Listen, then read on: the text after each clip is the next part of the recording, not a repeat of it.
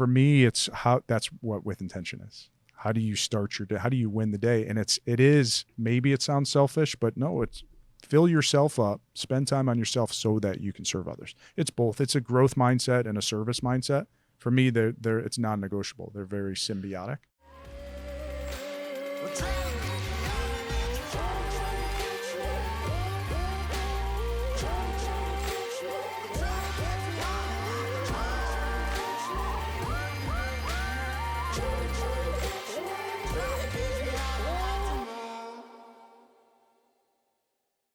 Welcome back to the Necessary Entrepreneur.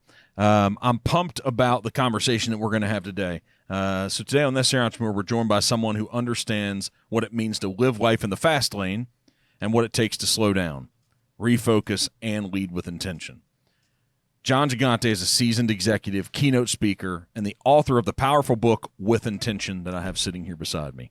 He currently leads Intentional Growth Partners and previously spent 2 decades climbing the ranks in corporate America while quietly fighting the same challenges so many of us face: burnout, overwhelmed, and lack of clarity. In his book and on his podcast, Jon's real hard-earned wisdom about how to shift from reactive to intentional living, how to master your time, protect your energy, and create lasting success that doesn't come at the cost of your health, family, or purpose. He's a former college soccer player, a family man, and today he's going to talk about how high performers could build businesses and live lives that actually work. Welcome to the party, Jon. Thanks, man. Yeah, man. What a beautiful place. So much fun. Thank you. I can tell that when you say a beautiful place, I don't usually say this to another very capable man, but what a beautiful human. Thank you. Yeah, man. We had some good conversation for Absolutely. a half hour before we got started. It's very cool. And I think we're going to go really deep here. And we had family conversation, we had business conversation, we had the travels conversation. And so I'm pumped about going deep today. Well, I have this book sitting here beside us. You wrote it 3 years ago, but now It's really coming into its own because your new journey and what you're starting to build. So it's With Intention, a proven path to uncommon results, unleashed influence, and ultimate fulfillment. I key on the first part of that, a proven path to uncommon results. Yeah. What's that mean? What have you learned about that path to uncommon results through this life and this journey of being an executive and being in corporate America and now this? What have you learned about that part of the statement? Yeah.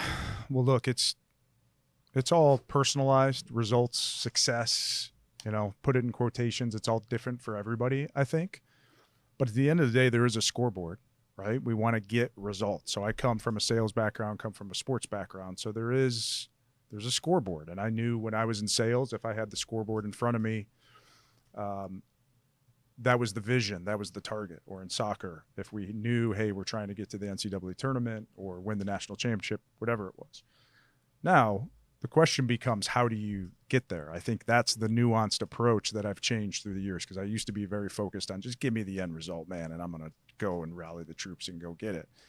That comes at a cost sometimes, and I learned the hard way, but the good way. I wouldn't change a thing on the journey, but it's, but at the end of the day, this is something I think some people mistake today, that results still matter. You still want to win. You still want to close the deal. You still want to grow the business. Capitalism still matters. It's a good thing if you do it the right way. So sometimes there's these big questions, and I don't want to be so generic and so cliche, but if the journey was important, even though it was really hard, but you'd like to help people do it maybe in a better way or more efficient way, and it's still essential. If you went back and told your 25 and 30 and 35-year-old self along the journey, that's how these are written, right? These books are written. These stories are told in podcasts, how we could do it better. But what would you have done better? Like, not about regret and all that, but what would you have done better? Because I think the outcome here in your 40s, it's a pretty good outcome, man. If we're talking about scoreboard, right? And you're a guy who's going to be probably, you're humble, you're nice, you have a lot more you're going to accomplish, but the journey's been important. So what would you have really done different? Yeah. Because isn't the outcome good? Yeah. That's the crazy thing in all this. I don't know if I would change a thing of the journey, even though it's been hard. And we talked before this about some personal things as well in my family. And I don't know if I'd change that journey too. Our kids have to go through hard stuff. We struggle sometimes as parents where we want to sugarcoat everything and not let our kids fail. Well, that's where they learn. That's where they get better. So it's the same thing. I honestly, I wouldn't change a thing. So what's important, though, is this is what's funny. We don't want to be operating our lives. This is the new argument. We don't want to be operating our lives based upon the results or the outcome or the scoreboard. Yeah. But at the end of the day, I'm going to make a statement, and you're not a guy who's argumentative, but I want some pushback. I want some conversation. But let's do it. Isn't that what matters? Because I just heard you talk about your family right here, and so everyone has struggle coming up, and there's no person or individual or family that's perfect. The struggle is acceptable and necessary to develop resilience as long as the outcome is okay. Yeah. No, there's no pushback. You're right. You want a beautiful family. You want to fulfill. That's why the third piece with intention is fulfillment, right? So it's results, influence, and fulfillment. But you got to do it the right way, or else it comes at a deep, deep cost. So I had a ton of success as a youth athlete, a ton of success. I was very fortunate, had loving parents, was very academically, did really well, a lot of hard work. There was a big bogey. I got paid for good grades, right? My grandpa would give me 10 or 20 bucks, and it was always, great job, John, keep going. I didn't know any different than, it was almost actually this affirmation thing where it was like, you start to crave that.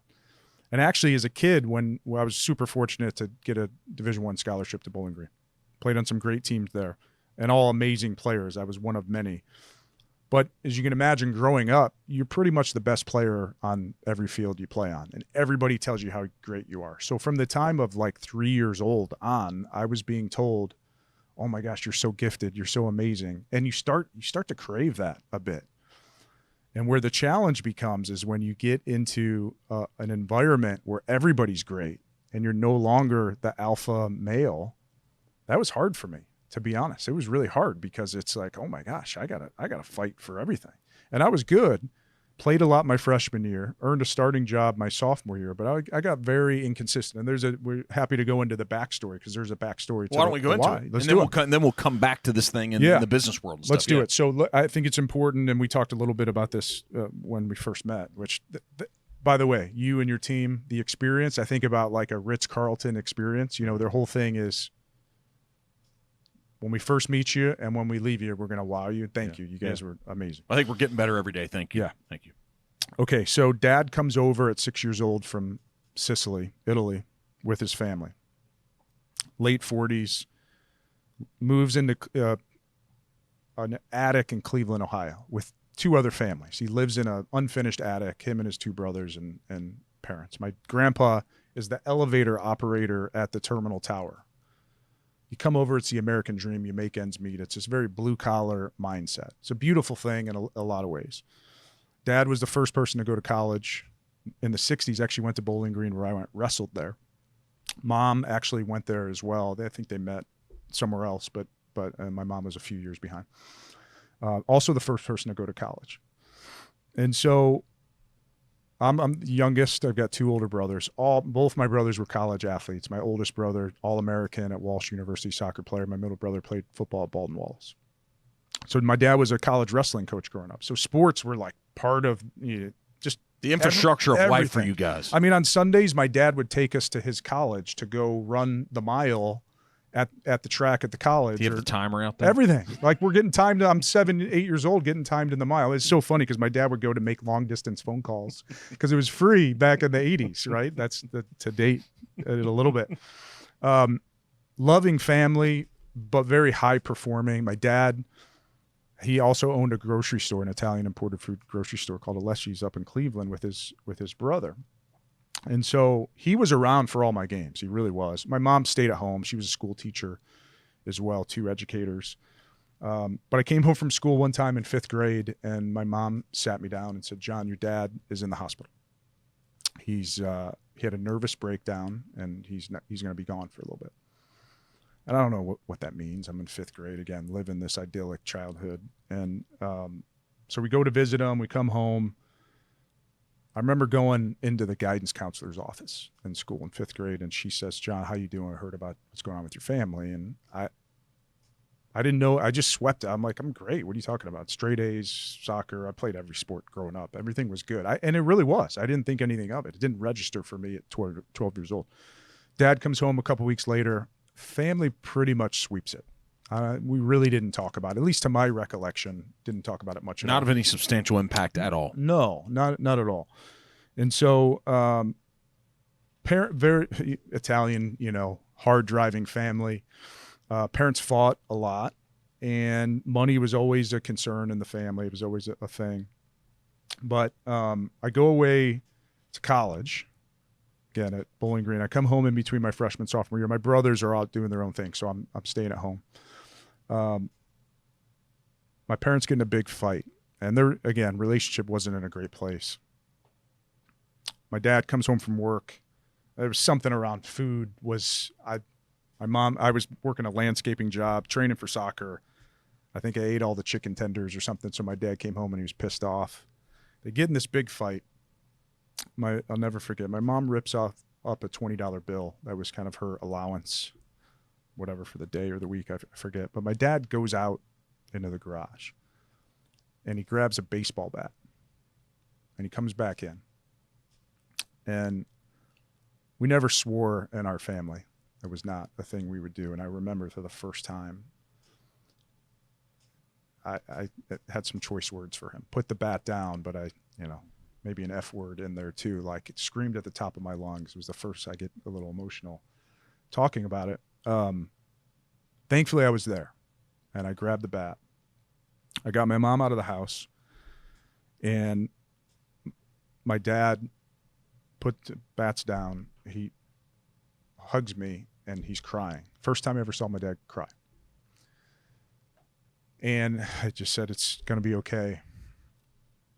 Mom leaves, never comes back. I mean, they got divorced after that. It was a long time coming. And so the summer goes on. I go back to college, and I remember thinking, like, my parents are grieving. I don't have the right to grieve. And I remember going back to school. You just grind it out. I'm getting in shape. I was doing fine. I actually won a starting job, was MVP of one of our early tournaments. I was doing well. Sophomore, all started well. But there was a moment in preseason, we had to do this thing called the Cooper test, which is you have to run 2 miles in 12 minutes. So back-to-back 6-minute miles. No joke. No joke. It's miserable. It's crazy. Even in great shape, great cardio shape, that's no joke. The first mile, you can get it done. But then, man, that second mile. Crazy. Because you overextended yourself to make sure you hit under 6 minutes, and then it gets really hard. You're crushed the whole time. Yeah. I mean, first lap, your legs are burning. Okay, so I'm wrong even about the first. Okay. Yeah. Okay. And it's all in the head. You just got to grind through it for 12 minutes.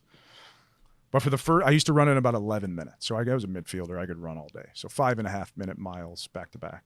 And now, by the way, these kids do it in like 10 minutes. It's crazy how great a shape they are. Anyway, for the first time, I didn't make it. I bonked out. My head just couldn't keep up. I couldn't push away the resistance a little bit. So it was the first time I felt myself cracking. But here's the lesson here, or the message is I never went to my teammates. I never went to my coaches and said, guys, I'm struggling. I didn't feel like I could grieve. And I became a very inconsistent player on the field. So what happens when at least in my experience, was how I handled all that was I numbed the pain, right? In the game, training, drinking too much, a little bit of drug use, girls, all this stuff. You figure out these outlets to just get away from it. And because my identity was in a soccer ball, man, I dreamt to play pro ball. That was, and it was there for the taking. I mean, I had probably 10 of my teammates that played professionally at either MLS or it's called the A-League at the time. So anyway, the next 3 years, I was up and down. If I had a good touch to start a game, I may have a great game. If I had a bad touch, I'm in my head going, you suck, you don't belong, all this. And it just became this inconsistency to the point where I could barely cross a soccer ball. I got into a game in the Sweet 16 my senior year. We're playing at Indiana, which it's like an elite school. Elite, unbelievable. Consistently. UNC, Indiana, right? Is UNC up there? UNC's good. They've won a couple titles. Not the tradition of Indiana. Indiana's like the Ohio State or Alabama of Football, football, college football. Yeah, exactly. So you play at Indiana. Yep. It's like playing at the Horseshoe at Ohio. I mean, it's pretty intimidating. You almost lose the game before you get in there. Got But it. we had beaten them a couple times. We were Yeah. top 15 in the country. Actually, your coach down here, Pat Noonan, Yep. is an Indiana guy. Okay. And Caleb Porter in New England's in Indiana. So these guys are all over the place. Okay. So it's the Mecca. It's the the top of the Mecca. pyramid. Yeah. Yep. So I get into the game late in the game. So I lost my starting job at this point. We're down 1-0. And we got a shot though. We're in it. And I get the ball pretty soon after I get in. And I was a left midfielder, so my job was to cross the ball over. I'd done this Thousands. 25,000 times. That's how I got recruited, because I could do this in my sleep. And put it right on somebody's foot. I mean, Right? like Is it's that nothing. it? You just put it right where it's supposed to be. Yeah, because you don't even think about it. Mhm. And so, but I got to be such a head case that I literally got to the point where I could barely execute a cross. And so I get the ball, I cross it, and the thing floats up, and no chance to get to my teammate. And goalkeeper gets it. They come down and score within a minute, and they put 2 more in us. They beat us 4-0. That was the end of my college soccer career. And I had a couple pro tryouts, but at that point in time, I didn't have the mindset to make it at that level. So you go through that journey and you realize that, all right, I'm a failure. At least that's how I thought of myself. But look through, and this is another important point of the story, and I just want to be very upfront. And as I told you, I'd like to think of myself as an open book. But on my 21st birthday, before my senior year, I'd sought some counseling. So I went to a school counselor, got some help. Still, I was in hiding. I didn't want to tell. I was too afraid to show weakness. I didn't want to tell any of my teammates, and I just put on a happy face, whatever. But on my 21st birthday, I was in a psychiatrist's office because it got that bad. I was just struggling that bad. And my dad came over for the visit with the psychiatrist. And the psychiatrist, within 20 minutes, diagnosed me bipolar. And that's what my dad had. And man, Fifth grade. Back to fifth grade, back to 5th grade. And mom's calling dad. And look, my dad wasn't a saint, so there were reasons they would fight. But when you fight, you go to like the lowest common denominator. And she would always ripping up $20 bills, going out and getting a bat. I mean, that's right. Yeah, right. How can I harm this person in the moment? Hurt people, right? Yeah. So at that moment, it was a death sentence. Are you kidding me? Like, you're giving me this diagnosis. So I took some medication, got on some medication, and I lied to everybody. I said, I'm just getting in shape for my senior year. So I'd go out and drink Diet Cokes at the bars and whatever. I did get in great shape. I did actually earn a starting job my senior year. I just couldn't keep it up. But that was the start of this hiding, of like actually having the awareness to it, but not doing anything about it. And it took me a long time. It took me 17 therapists later, actually, to figure this out. And it's still a work in progress, but I don't always share that. I appreciate you sharing it. Yeah. Because here's my question is that you going through this journey, you've spent a lot of time with it. Yeah. What percentage of people, let's just take our country, 350 million people, plus or minus a couple. Yep. How many of those do you think struggle, whether it's diagnosed bipolar, whether it's anxiety, it's depression? I'm not smart enough to know the different categories of those. Sure. I put them all together. Yeah. I probably shouldn't, but I do. Yeah. How many people do you believe struggle with some form of this? Yeah. I think there are the diagnosed stuff that's whatever level it is, and that's all arbitrary. Who knows if it was the right diagnosis or anybody? Like, you never know. These guys, these doctors, they know a lot, but they're all experimenting, right? But I'd say probably 25 to 30% have something very substantial. I wouldn't be surprised by that number. I was wondering if it was going to be a little bit higher. I think it's higher, actually. I think there's probably 50 to 60 that deal with some type of trauma or deep levels of anxiety. So we're going to get into a ton of the business stuff and writing the book. We're going to talk about this, but what was the unlock for you to get to this moment today? Yeah, well, okay, so a little bit more of the story is I get into the business world. I'm really good at putting on a happy face. I'm a connector, man. People I love locker rooms. I love teammates. The first 15 minutes we had today was a great interaction. And I'm like, that's who Jon is in the world. Yeah. And that guy, that a person who is the form of you that you are, it's not about selling anything. You interact with other human beings, and whatever you're selling, they will buy. Thank you. It's just That means human a lot. connection, right? Yeah, So that's it. but maybe that's been created Sure. out of the struggle of this thing. Yeah. Maybe so. Yeah. Maybe you poured into other people. Yeah. Probably something to that, Right. right? Yes, because, and I think part of it being the youngest in that family environment, I got very good at diffusing the conflict. I was very good at, if there's a fight going on, my dad, my middle brother, and my dad used to fight all the time, and I got pretty good at cracking the joke at the right time, or whispering in someone's ear, or pulling someone away, whatever. And I was the same way as a teammate. I became the same thing in business with client, whatever else. So it's evolved to business. So I said, hey, what's the unlock for doing it? You were getting ready to go, so we jump into business. Yeah. So about 10 years into my career, I got promoted early, was somewhat labeled the rising star. I thought I had all my stuff together, and realized pretty quickly I didn't. I started having panic attacks speaking. So for a salesperson, not a good thing. And by the way, freshman year, St. Ed's in Cleveland, I was the speech champion freshman year. So you've got the skills. I got the skill set. You've got the charisma. You've got the skills. You have the intelligence. Yeah. You are created, and you have built yourself to be very successful in that arena.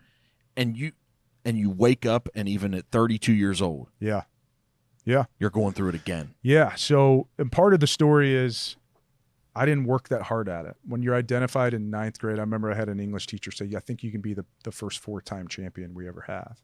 And by the way, that freshman year, I would wake up with my mom every morning, 5:30, to rep out the speech, tonality, inflection, pause. I crushed it, and that's why I won it.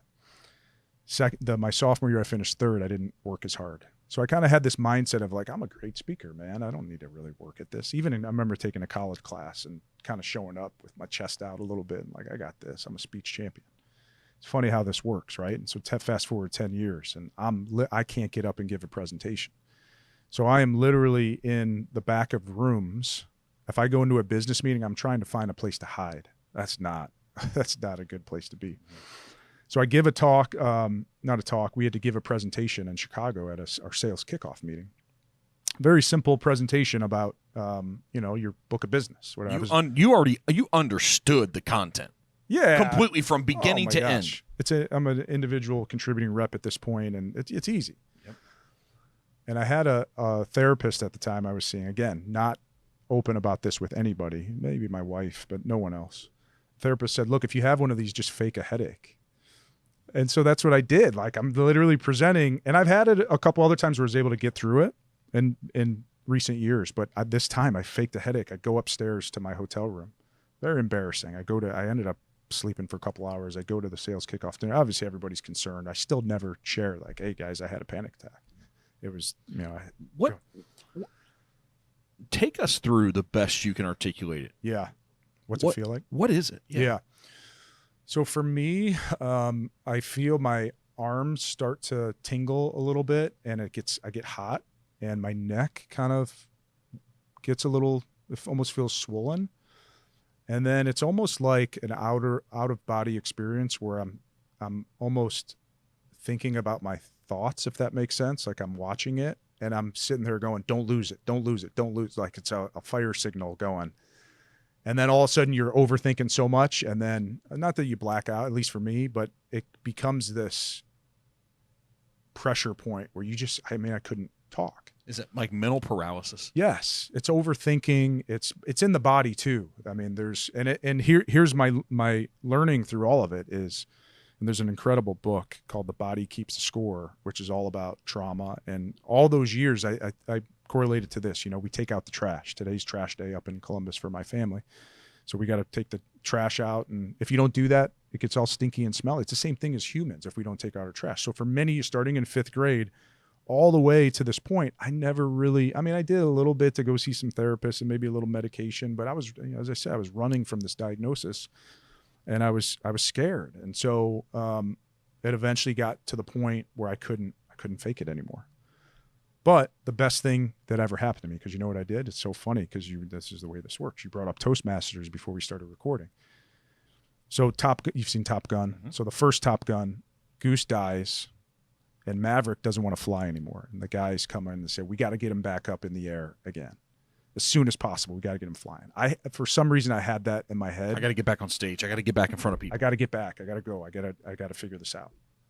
And so I started going to Toastmasters every Thursday morning I went for 2 years straight. I remember the first one, very nervous, got through it, and just eventually rebuilt my speaking skills with intention. No pun intended, because that's really the book talks about that story and that pride. And I've built this framework about how do you go from current state to future state. So a lot of blood, sweat, and tears figuring it out, and frankly doing it scared. So I started to, anybody that would ask me to speak, whether it was a high school sports team or I worked on a charity board where they asked me to MC a golf event, and I would just say, yes, let's do it. And I just would figure it out. And I prepare a lot differently than I used to, by the way, because I know that I've got this. And there's still a little bit of scar tissue. I mean, I speak on some pretty big stages now, and there's moments of, oh crap, could this happen again? But I feel once I get up there, I'm good. And again, I do the prep to. Do you think this ties back to a very high level of expectation about performance of life, back to your dad taking you to running track? Yeah. And preparing that to make sure that you're enough. Yeah. And the worry and the concern, like, what if I'm not good? What if I'm not enough? Sure. What if today I show up and it doesn't hit? Is that where this? Yeah. Well, check this out. So this is a beautiful thing, but also a crazy thing. My family moved my junior year of high school just for me to play soccer at a different high school. So the top high school team in the country, or in the state, Brecksville High School. After my sophomore year, I played club ball with some of the other players, and my dad said, here's how much I think of, we're going to move so you can go. We won 2 state championships. So I had to live with my aunt for 6 months because we couldn't sell our house. My mom and I lived with my aunt, got investigated by the athletic. So everything, because everybody's pissed off in Cleveland. Like, wait a second. This guy got recruited. How in the world is he playing over here? The team you left is pissed. Everybody's pissed. That's right. Yep. And so we go and win state title my junior year and again my senior year. And then I go to college with 3 of my teammates. So massive your dad looks at you and says, we're moving our family because we believe in you so much. So there is massive expectation tied to that. Which he comes from a good place. Yep, 100%. Of course. Yep. But yes, so for me as a kid, yes, absolutely. Yep. So all of a sudden you're struggling in college to even get on the field. I mean, my mom didn't even show up for my last game of my senior year because she was so pissed off that I wasn't playing. She didn't know what I was dealing with. And so here I am, like, I'm not even good enough where my parents want to come to the game, So yes, there was and I wouldn't say bad expectation. They came from a good spot. Yeah, 100%. And again, immigrant family, like Yep. you got to figure it out and make ends meet. But again, that's why I'm so passionate about this now. At what cost do we chase the result? But you wouldn't change it. I wouldn't change a thing, man. That's so fascinating, isn't it? Yeah. Because the only way we change it if you could still arrive here without the pain. But through our experience. Yeah, you need the pain. Yeah. You need the pain. You've got to. The pain is where the resilience and the grit is built. So can we help ease that pain if it's still necessary to go through it? Yeah. I don't know if you've gone down this path or not, but can we help people as leaders? Yes. Coaches on soccer teams, in high schools, in colleges. What can those leaders do to help ease that? Yeah. Without removing the pressure of the moment, without removing the expectation, without removing the scoreboard. Is it even possible? Am I asking something too big? Yeah. No, I don't think so. I think it is a conversation and a dialogue in a environment that's built that anticipates the pain. The pain's coming. Let's preload it. Let's know it's coming so we can do something about it. Does this the book, I'm 46. Okay. The movie The Field of Dreams was one of those movies when I was growing up as a kid, like Rudy was, but Field of Dreams. And there was an author. There's an author that wrote a book, and Kevin Costner has these dreams and things speaking to him. But I believe that one of the statements that he kept hearing was, ease his pain.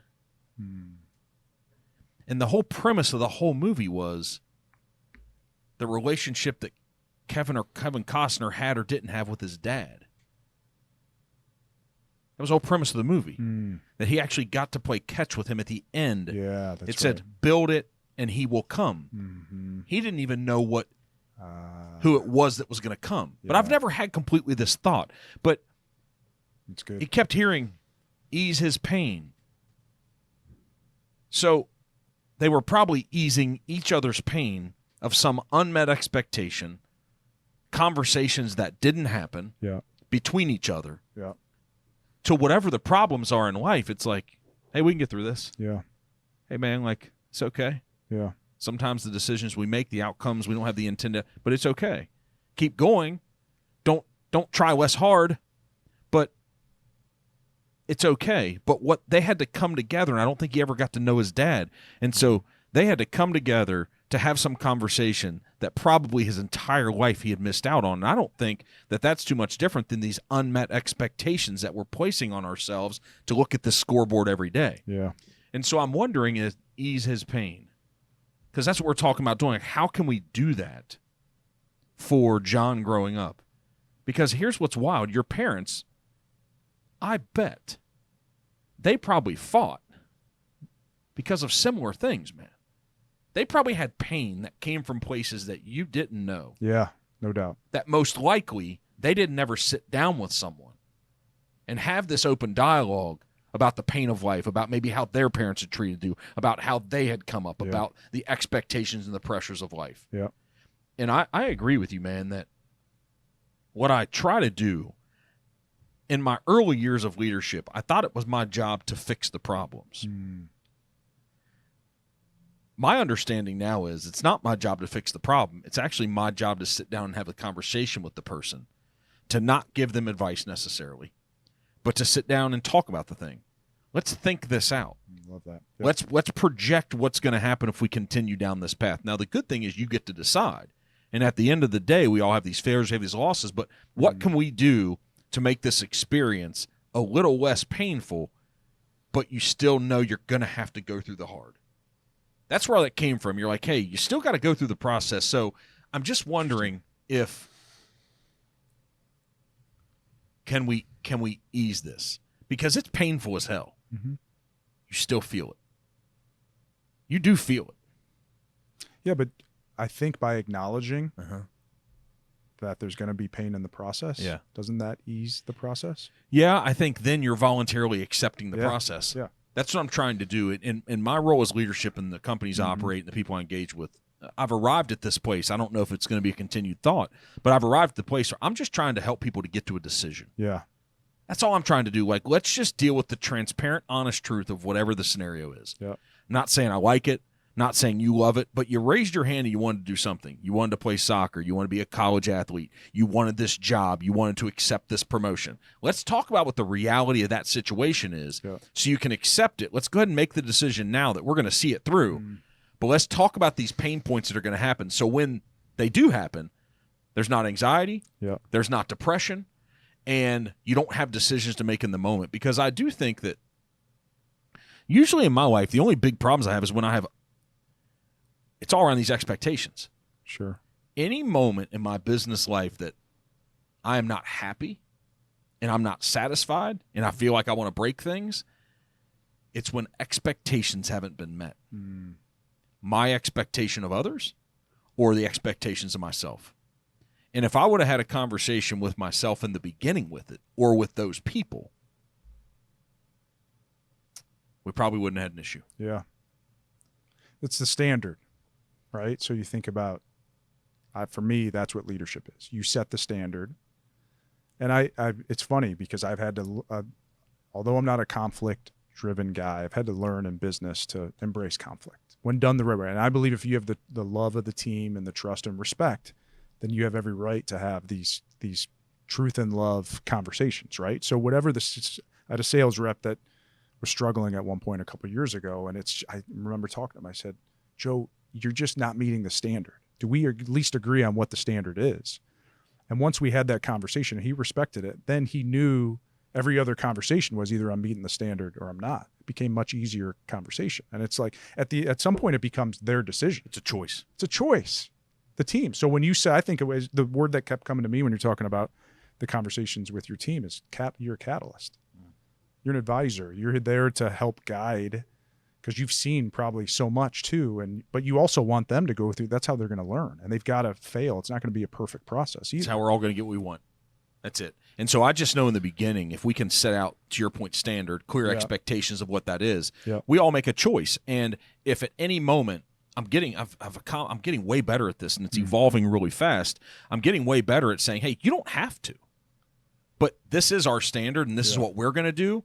You don't have to do it for me or for you, but I'm just telling you, like, for you to do it here with us, this is what we expect. Yeah. And so every day when you come to work and you show up in your buildings, just know, like, this is the expectation that we're building towards. And if at any moment we see the reason why we don't need to have conflict, at any moment you just need to raise your hand and say, I don't feel like living up to that anymore. Yeah. And I'm accepting that more in my life all the time from people. It used to be, no, we need to do more. No, you need to do this. Nope. It's like, hey, listen, I just need you to raise your hand. Yeah. And just say, I don't want to participate in this standard or expectation anymore. And then we all can have amazing relationships with each other. Yeah. So that's what I'm trying to work towards personally more and more. This is your podcast. No, I love it. Right. But it reminds me of, I think it's Zappos. I don't know if they still have it, but they used to have something. You go through a training program and they would actually pay you to leave. Yeah, they did that. They would teach you the standard. And if you didn't want to live by it, fine. Do you think that's the same idea with having unlimited vacation and PTO time? What's the leader in you think about that? They actually find that more people don't even It's terrible. Okay. Yeah. So, because I lived it. I had in the last 10 years of my career, no vacation and PTO. You're working all the time. You're on call 24/7. Now, it's part of the job to a point, but I used to laugh because I would see leaders that they'd go on vacation, but then they would be still connected and texting and whatever. And I get it too. Like, stop yelling at me. Business is business, right? You gotta, if there's an emergency, but I would try to, if I took time off, I would tell my team, look, if it's an emergency, reach out. But I want to model the way for you guys. Because when you go on vacation with your families, I want you to disconnect. But set have a plan. You got to have a backup plan. Hey, I'm out. Put your autoresponder on email, whatever else, voicemail. Hey, contact this person if you need something. We get a business to run. But yeah, I think it's a terrible thing. It's very, seems cool on paper. Yeah. Do you guys have that? No. Well,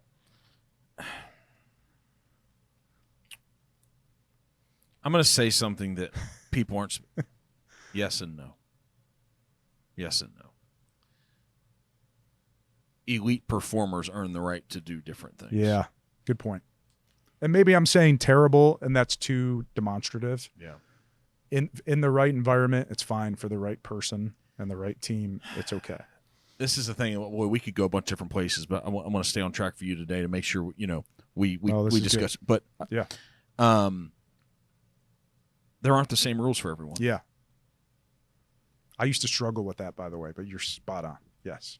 Go there. Everybody on a team's got different mentality, different skill set. It's like a sports team. A business team's like a sports team.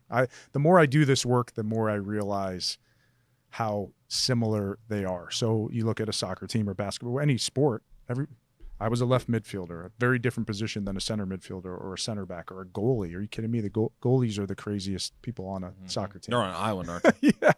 But they yell. They're so mad. Oh my gosh. Mad. Our goalie in college used to yell at everything to the point where you tuned him out. It was so terrible. I've never even played soccer, but I was like, they yell at everyone. Yeah. I could tell everything's everyone else's fault, never theirs. I don't know. I can tell you many stories. But yes, so you have to treat everybody differently. Some people have, and you have different levels of performers and people that get results. And yeah, of course. What's the challenge around that? Because I've heard these things at different, through my growth cycle of a leader, it's been like, well, you're sending me mixed messages. Yeah. And it's like, well, I'm not trying to. But they might have heard me say something different to someone else in a different environment. Well, that didn't apply to you. I think it's about the connection. Yeah. And I think it's an individual connection. The best leaders I see have the trust built on a one-to-one basis where they earn the right to treat everybody a little bit differently. But in the best situations, the individuals know that and understand, okay, coach or leader is going to treat me a little bit different. I spent some time last week with a pro soccer team, New England Revolution. It was fascinating for 2 days. I got to spend time with the coaching staff, players, front office, medical staff. And it was such an interesting interaction of communication to me. It was so basic in a lot of ways. And this is a high performance organization. These guys too have won 9 straight or nine game unbeaten streak. So they're running on a high, but they want to keep it going. And they're 10th in the table. So you talk about results. They're trying to continue to go. So just seeing the interaction between players and coaches. And there was a situation that happened where a player was injured and they were disappointed because the players had an injury history. And just to see, I observed one of the coaches talking to one person one way and someone else the other way. It was really fascinating to me, but it's human behavior. Yeah. It's just the way we are. So I think is for any leader, as you run, you set the standard and the tone for the team. As long as everybody knows, and I get the challenge with it, because if there's some people maybe with a scarcity mindset that would say, oh, you're treating me different than Johnny, he's your golden child, whatever. But that's where you have to go have the conversation with that person and say, let me tell you why. That's it. And here's the why in which top performers and elite performers accept. They've earned that. The person that's so-called the golden child, for some reason, some situation, some scenario, they earned it. And so what the person that's asking the question, why are they being treated better and different? It's like, well, let's talk about the standard. Mm-hmm. Because not only have they probably lived up to it, they have exceeded it. Yep. And this is the game all of us are playing. And so this is a standard for our team. And at any moment that you decide and you choose to do the things that are necessary to meet that standard, then you get to make the decision if you want to keep going. Now, you don't have to. You meet the standard. It's acceptable for you to be on this team. But if you want to be the person that is the brand, that gets the interviews, that gets a little bit more leeway in the way they live their life, that we don't put as much pressure, that we're not having the more if you want to be that person that has more power and more perceived control, you have to exceed the standard. Yeah. And usually the issue is, see, they're professionals. They're already elite in a bunch. They know that. Sure. What I found, and you can push back here, what I found in just the direct leader that I am, you know what the standard already is. You're just not willing to live up to it currently. Yeah. So is there a conversation we need to have on why you don't want to live up to this? Yeah. You can be nicer about it if you want, but that individual, the way that they were able to achieve being at that level on a professional team at the top tier in our country, they already understood what it took and what the assignment was. For some reason, they're not wanting to maintain and keep up with that. Am I wrong? Yeah, but you'd be surprised that even at that level, how much you have to communicate the standard. I mean, it's such a consistent thing. You've got to come and you've got to, and I'm not saying it's got to be on every whiteboard and everything in every office, and that's not a bad thing, but it's what's the old saying? Things are caught, not taught. So it's how you operate on a daily basis, every conversation. I actually have a sales rep that I led for quite a few years, struggled with emotional intelligence. But I noticed right away, he had a couple of the teams he was on, the leaders were done with him. And so they gave him to me and said, hey, let's see if you can develop him. And I did a bunch of work, assessment work, 360 work. I sat in some meetings with him. And I saw right away the guy was brilliant. He was freaking brilliant. He knew our products better than anybody else. He could have been a product manager. I mean, he was a brilliant guy. Strategy, incredible. Strategy, negotiation, everything. No one ever told him that. So here he is thinking he sucked, and his problem was he would get promoted up the chain and then he'd crap on everybody below him, right? So it was a duality. It was, hey, your emotional intelligence, we're going to work on that. We got to bring that up. That's a blind spot right now. But you're a genius here, so let's live into that. So it was this: how do we build this up, and then how we live into this more. And this guy's been on an unbelievable trajectory in the last 10 years. He's close to getting a pretty big leadership job, even. And but I treated him differently. He still struggled at times with EQ.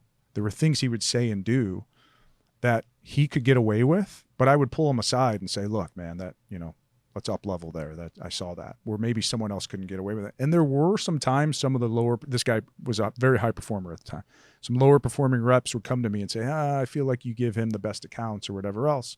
And I'm like, look, I know he's going to close them. I trust him. There you go. I trust him, but you can get there too. Here's how you get there. And so it's that communication piece. Yeah, I think, and that's the moment where they're deciding not to do the work. And I'm okay with it now. Yeah. The communication's important. What's so funny about his story, I'm sitting here and you're talking about his strengths. Yeah. But you talked about his weaknesses.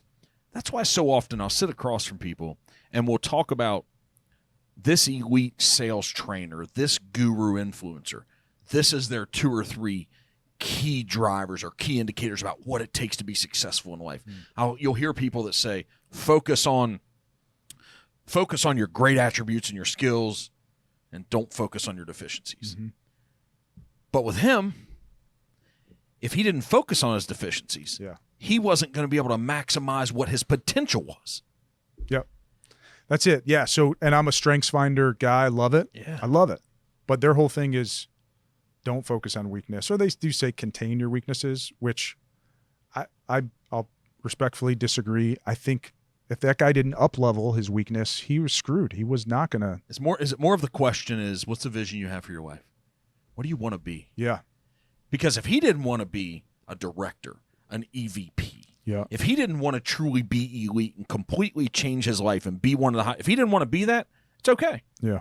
Right, isn't it? If he just wants to continue to be this guy and piss people off and not be great for the culture, he's always going to make a lot of money. Yeah. He's going to make an impact for an organization. But the argument is that you got to get rid of your toxic people, and usually they're the top performers. Yeah. Like Gary Vaynerchuk talks about this. He said, hey, usually your most toxic people to the culture are the most elite and top salespeople, but you better fire them immediately. Wow. I haven't heard him say that. I love his stuff, but wow. And then but if you would have done that. Why? Why does he say that?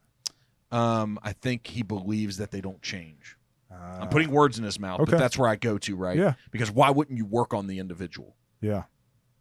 Probably hard to lead that person. You know it's hard. You spend a lot of time with this individual. Yeah, but thankfully they were open. But guess why? Because I invested in him early on. He trusted me.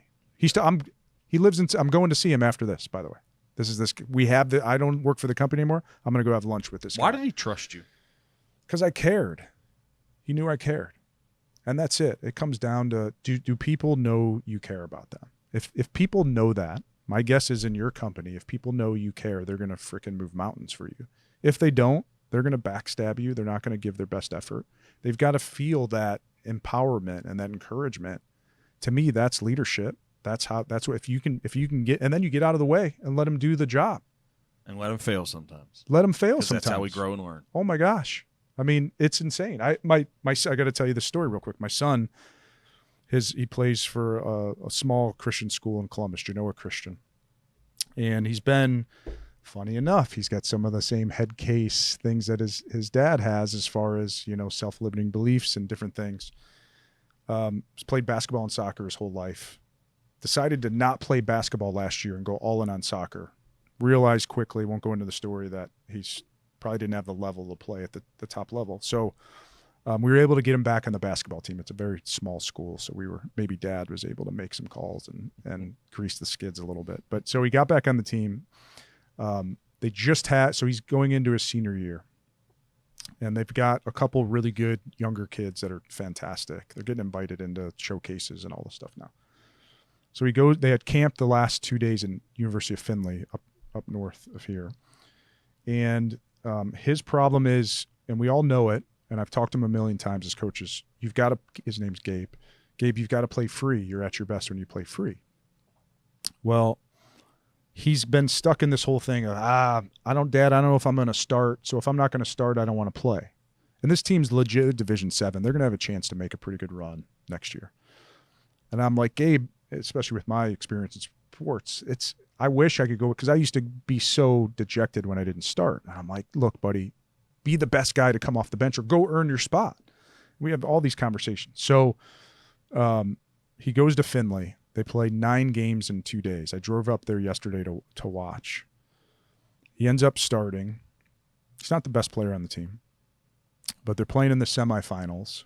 And in the second half, third and fourth quarter, I kid you not, he's the best player on the court.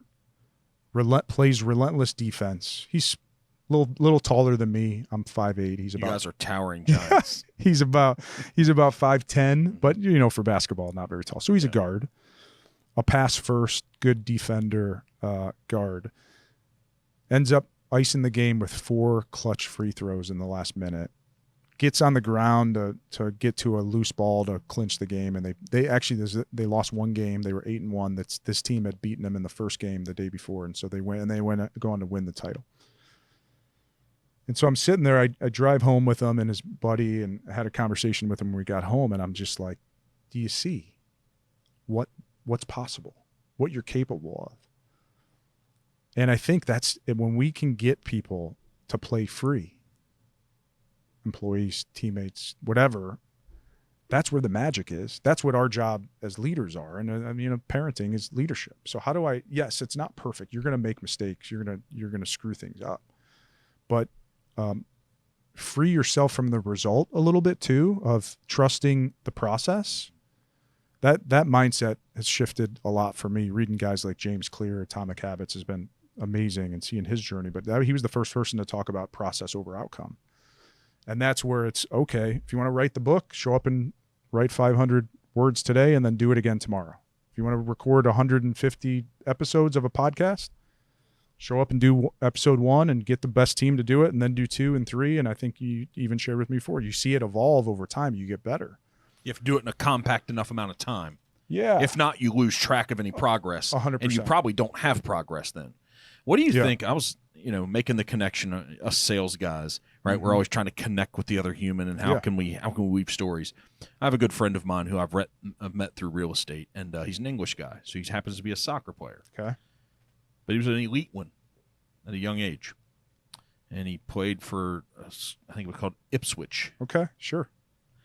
And at 16 or 17, he was one level below Premier League. Wow. So you know what that is. Yeah, the best. He was able to dress for the big team. Wow. I believe 17 or 18 years old. Oh, my gosh. Right? Yeah. He quit. Really? Why? He wasn't starting. Ah, no way. So he made it to the top level, didn't start, and decided to opt out. Came to the U.S. to play college. Really? How's he feel about that now? He doesn't talk about it too much. He talks a little bit about it, and they don't listen to the podcast. Really, I don't think they're those type of people, so I can talk about it. Okay. He came here, and I believe he had a full ride to one of the top schools. I'm sure. UNC, something like that. Yeah. But they found out that he had played pro ball. Yeah. It's a good play. He had to go to like an NAIA or something like that. But then he came here to Northern Kentucky University. Okay. And he doesn't – you can always tell when people know they have some regret or some doubt. His name is all over that place when it comes to soccer. It's just Northern. It's just NKU. But I just listen to this, and I'm like, man, we have to help people. Yeah. You were there to coach your son. Yeah. When he was going through that moment. Right. Right? And it's so sad when you see people that have significant talent. Yeah. They're living what most people would believe is a dream. Here comes the pressure. Yeah. Right? They're not living up to some preconceived notion of expectation in that moment. And it's like, hey, it's supposed to be hard. Yeah. This thing is hard. To do great things, it's really hard. Like, let's work through that. Let's be intentional. Let's go to your book, right? Let's be intentional about the necessary tactics and things, because you're already very capable and you're so good. So it goes, what I find is most people that I interact with, they do not comprehend what they're capable of. No doubt. The reason why I'm in a position where I know it is I know where I came from. And what the world tells us, how we used to be graded in life, you're not supposed to come where I came from to be sitting here today. And it can be done. Everybody wants to do it fast these days. I don't love it, but it could be done faster. I could have done it faster. Sure. And And it's almost as if everybody is living the life that they're living the life of today. So we're sitting here on June 12th. So they're living just June 12th and what they're experiencing. It's what I talked about the studio. If they can comprehend and look around and see greatness, if you can see greatness and you know what that is, you most likely can become it. Sure.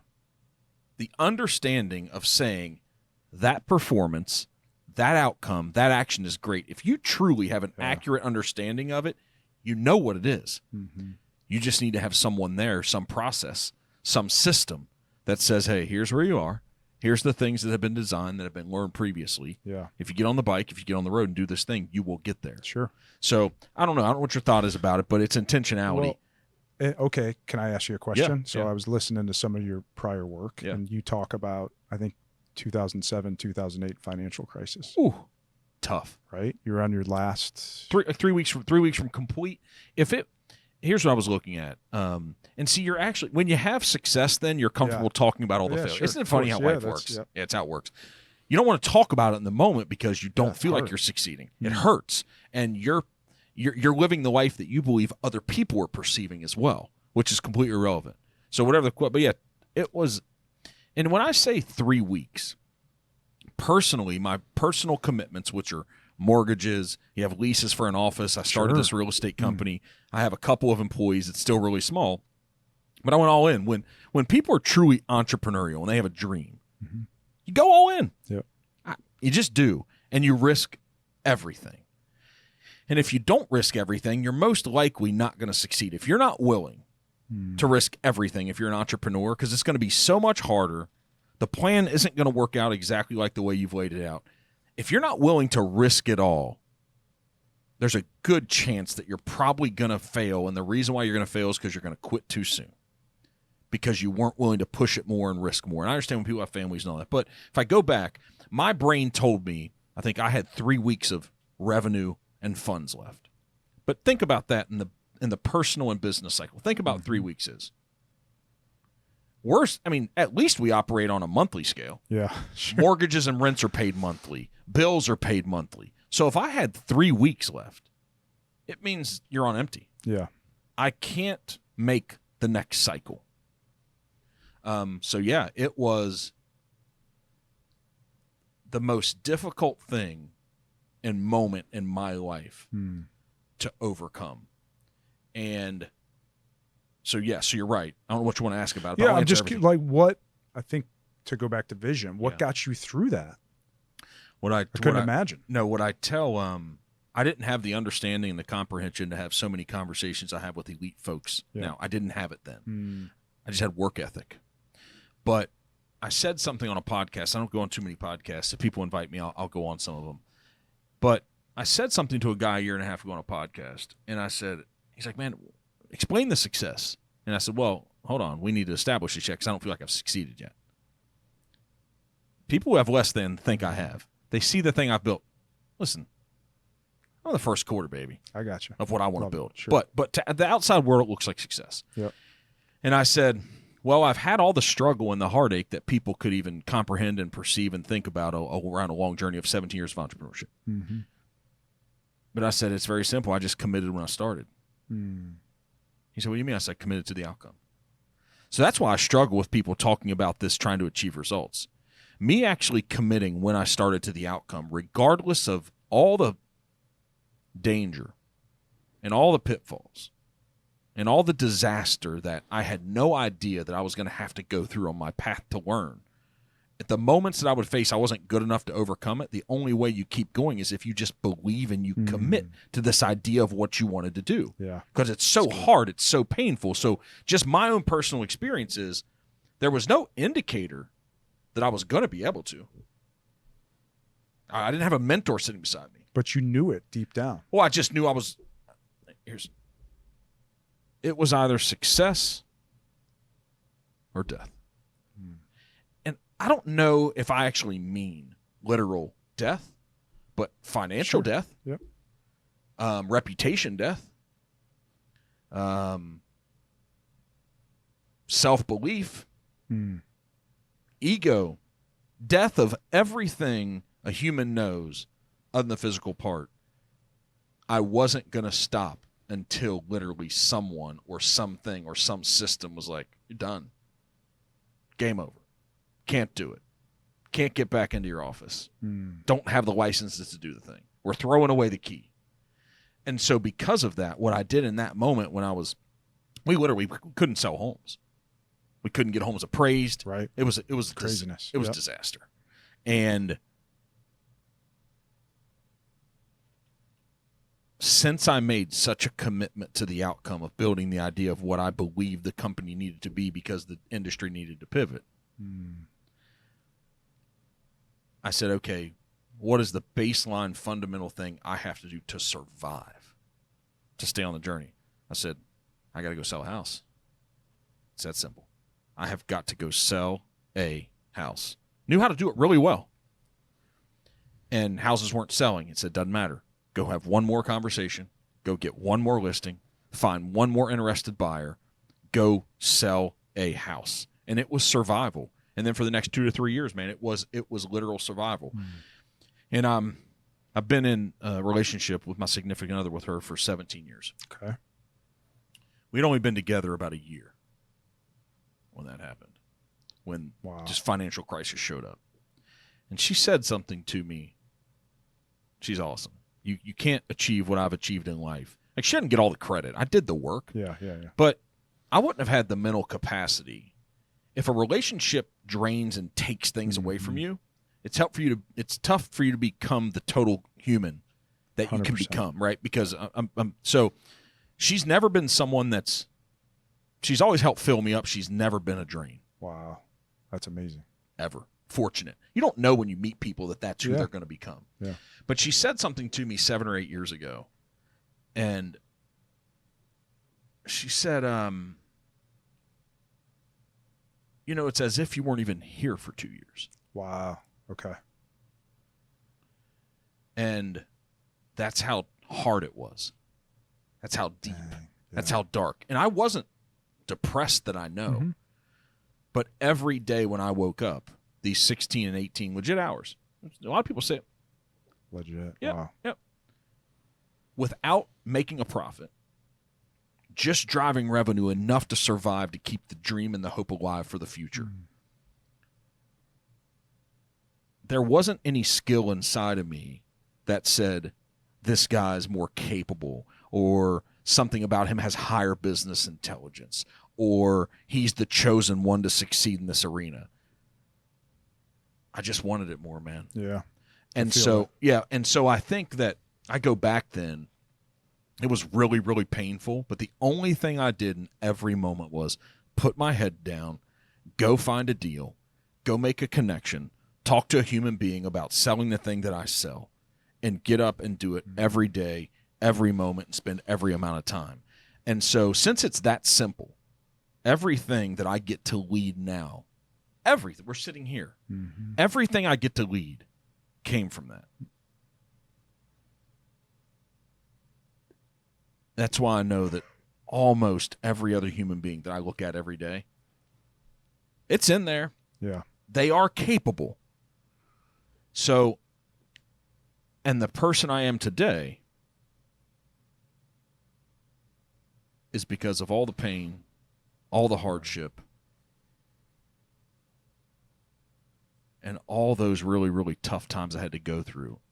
And to your point about life, I wouldn't change a thing. But the bad part is most people quit. And it doesn't make me special. It just makes me a guy who didn't quit. Yep. Right? So I don't know what we do with that. Yeah. I don't know what we do with it. Hey, thanks for tuning in. If you like these types of conversations, be sure to follow The Necessary Entrepreneur on your favorite platform so you never miss out on future content. For me, it's the hero's journey. So what's the hero's journey? People often talk about the this. hero's journey. This guy, Joseph Campbell, popularized it, wrote a book about it, I don't know, 100 years ago, something like that. But pretty much every Hollywood movie is based on this framework, and here's what it is, essentially. Someone goes on some adventure, and usually they experience some extreme adversity. usually a guide comes along and helps them back on the path, and then they come back to save the day. So you think about Lord of the Rings or Star Wars or any most famous movies have this path, and I think it's the human journey. You just said it. I mean, you're on this path. Financial crisis hits. For me, what I go to, it sounds like your significant other became your guide, your support system a little bit, even though you weren't there. I don't know. Yeah, no. So I think that what I know is that in that moment, see, that's what's so important about surrounding ourselves with quality people. Huge. Is you don't know when the tough times are going to come. Mm-hmm. I don't need her to be awesome and great and supportive most of the time. Yeah. But when you need them, it's essential that they show up. Yeah. Right? Yeah. And if they aren't that capable, quality individual, they're not going to have the infrastructure and be able to show up. And allowing you the freedom to go do your thing. So you were gone for 2 years, but maybe she was a guide there without even being a true guide, is my point. You know why? I didn't hear 1 ounce of criticism in those 2 years. Yeah. I mean, support. That's how I'm on this adventure now. I just left 25-year corporate career. Guess who my biggest cheerleader is? Your wife. My wife. Every day. She's been telling me to do this work for 5 years. John, I believe in you. Go. You're going to crush it. Right? And sometimes a little thing, I got the stock options and the cushy salary and health benefits and everything else. It's really nice. But she's been saying, now, you want more of an impact. Go. And I could not be doing this without her support. It's been incredible. It is, and I think what we hear Les Brown and all these folks say, hey, your wife is the outcome of the 5 people you spend the most time around. I don't know if it has to be 5. It's just your wife reflects and looks like the people that you spend the majority of your time around. No doubt. It just does. Mm-hmm. And so this is one of the biggest struggles that people that I am close to have. It's tough for us to break the mold of where we came from. It's tough for us to break the mold of these have been 20-year friends. It's tough to break the mold of a very negative family member. It's tough for them to understand what to do with that. And I'm not here to give any advice on how much they distance themselves, what they should do with it. I just know if you spend this is factual. I don't care. This is not opinion. I have seen it. If you spend even a consistent small time weekly, a few hours, if you spend even a few hours weekly around inherently negative people, your wife is going to be less than. Yep. It just is. There's so much energy that is taken up being in that space around those people because you don't instantly recover when you leave them. Sure. It is hard. And if you spend 2 or 3 or 4 hours with them, you're going to have 10 hours that's kind of like that. Absolutely. Right? It's all seeds being planted. It is, isn't it?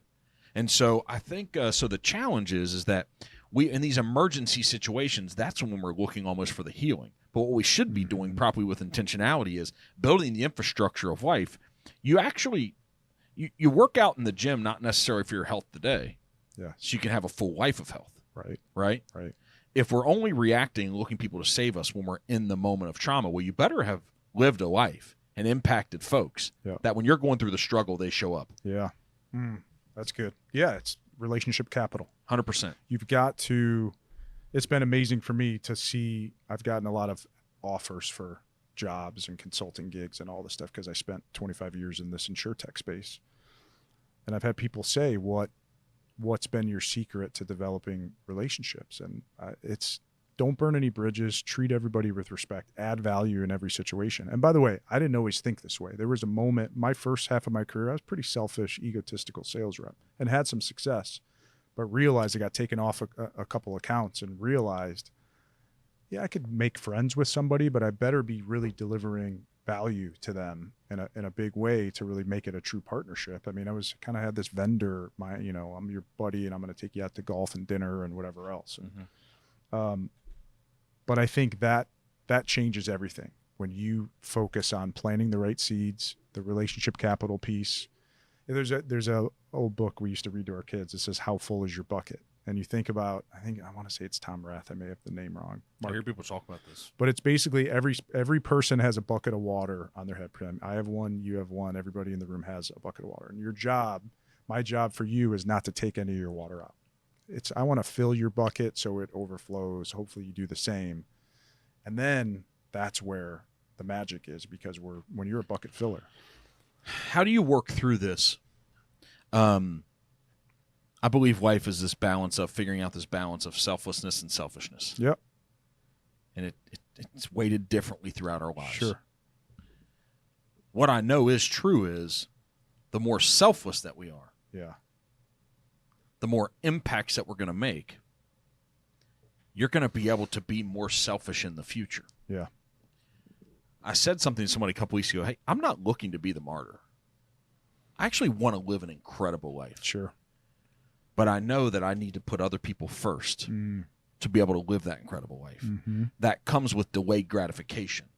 That comes with delaying the life that I want to have, that delaying my selfishness. So you pour into others so that when the time comes, you have so many. That's the analogy of the bucket. So how do we mentally operate that it needs to be about other people? Yeah. But man. Yeah, so I think people miss this. And this is my two buckets in the book for the with intention process is self-intention and others' intention. I've got 5 steps for both. Self-intention. People usually think, hey, I just want to focus on others. I'm going to be a servant leader. It's all about them. But no. It's about you first. You have to build into yourself first so that you can serve others in a big way. So what do they tell you when you board? We talked about 2 weeks ago when you board a plane. Yeah. If the oxygen goes out, what do you do first? You put it on first so then you can help others. That's right. It's the same thing. So for example, let's make this very practical. You wake up and are you investing in yourself? So for me, the first 90 minutes of my day, I have my set rituals that I do. For me, I read the Bible, I read another book, I work out, and then I plan my day. I used to be, no, I'm going to wake up and grind and make calls and emails. And I realized I did a bunch of research back when I was going through this process of rebuilding my career and my speaking skills. I called it success habits, ironically, but I interviewed about 40 top performers about how they went about their work, their days, personally, professionally, everything, asking them very tactical questions. What time do you go to bed? What time do you wake up? What do you eat? All this stuff. How do you manage your energy? How do you keep a to-do list on paper or electronically? All this. Fascinating to see the different, the disparity between, and some very top performers that sleep in a little bit and they think the afternoon is their best time. Some that on paper they're crushing it, and guess what? They're stressed out and they're getting 3 hours of sleep and they're all, they're struggling. So for me, that's what with intention is. How do you start your day? How do you win the day? And maybe it sounds selfish, but no, it's fill yourself up, spend time on yourself so that you can serve others. It's both. It's a growth mindset and a service mindset. For me, it's non-negotiable. They're very symbiotic. So talk about the service mindset, though. How does that show up? So if the first 90 minutes is for you, but then tell us what the other time is. Yeah. How are you showing up to pour into others? What's that look like throughout your professional career? Yeah. Okay. So for me and my either sales team or clients, but let's talk about sales team. So I was big on, there were times I had one-on-one calls, and we're all spread out throughout the country calling. We're flying across the country, meeting with insurance companies, whatever else. But there were many times I would be on a call with one of my reps for 90 minutes. I didn't really have an end time. It was, let's collaborate. I wanted to provide the safe container where we can talk through stuff, go a little deeper, a couple layers deeper. If I had a nickel for every leader that I talked to, that it felt so transactional. They're calling to check in, but they want to get off the phone. You can feel it. I mean, our CEO would call once in a while and sometimes wouldn't even say bye. He would get what he wanted from you and hang up. And it just became, you lose trust in that environment. And what a leader doesn't realize is that when you show up that way, your team is not going to perform at their best when they're not. That's why I said this empowered and encouraged mindset. So they feel like you don't care. We talked about that in the beginning. Yeah. So I think when they feel like you care, yes, they'll go to war with you. Yes. So tactically, again, it's being with. It's not transactional. I'm going to be with you as much time as you need. If there's an emergency and you got to talk to me at night, fine, let's do it. Let's, you got to figure out family stuff or whatever, but your team's got to know you love them. And if they do, they'll run through the wall for you. So does that mean I'm here for you in any way I have to be at any time, any amount of time commitment, Yeah. any conversation, any necessary growth moment. I'm here to travel this journey with you without limitation. Yes, but you also have to set the standard, because you can't have some super needy person that then takes advantage of it. So You sound like you've lived that life. yeah, right. So you gotta. I mean, it's hard. This stuff's hard. This leadership is not easy, man. It's like it's a dance. It's an art to it. And everyone thinks they want it. Mm-hmm. Yeah, it is. It's not for everybody. Gosh, oh my gosh. Yeah, I've had plenty of reps that said, "Hey, I want your job," and it's you're doing less in some ways. The pressure's so different. The decision making, right? I imagine you're making a lot less decisions than probably when you were. And I don't know your journey if you were a real estate agent initially. That's where it started. That's how you start, right? 20 years ago, that's where it started. I was a sales rep. The so whole thing started from there. Yeah. So as you get into leadership, I found a lot less decisions, but way more importance to those decisions. The decisions that you make have way more impact to every single one of them. Yeah. They're critical. And so I this is what I coach people on now.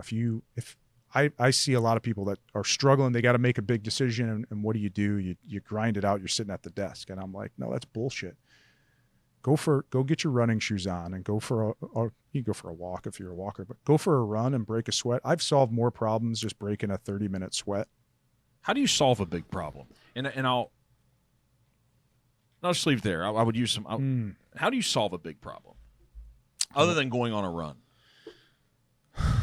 Yeah. So do you need all the information?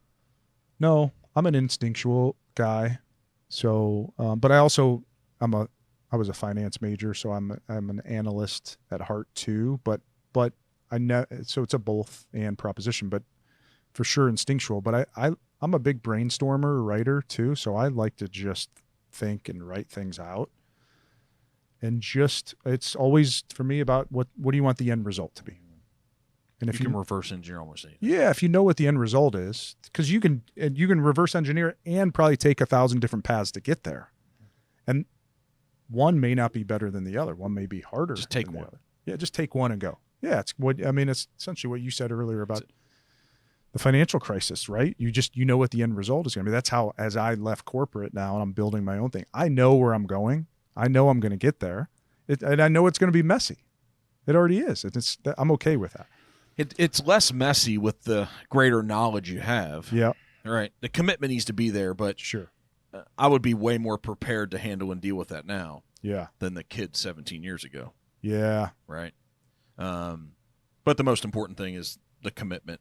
All the things. So I sat with a couple people last night, and I was sitting in an office, and I said, all these departments, all these different leaders, all the metrics, we're wanting growth and year over year, just all the things. Mm-hmm. Whether it's me building commercial real estate empires, building real estate companies, whatever it is, bunch of things happening, whether it's content piece.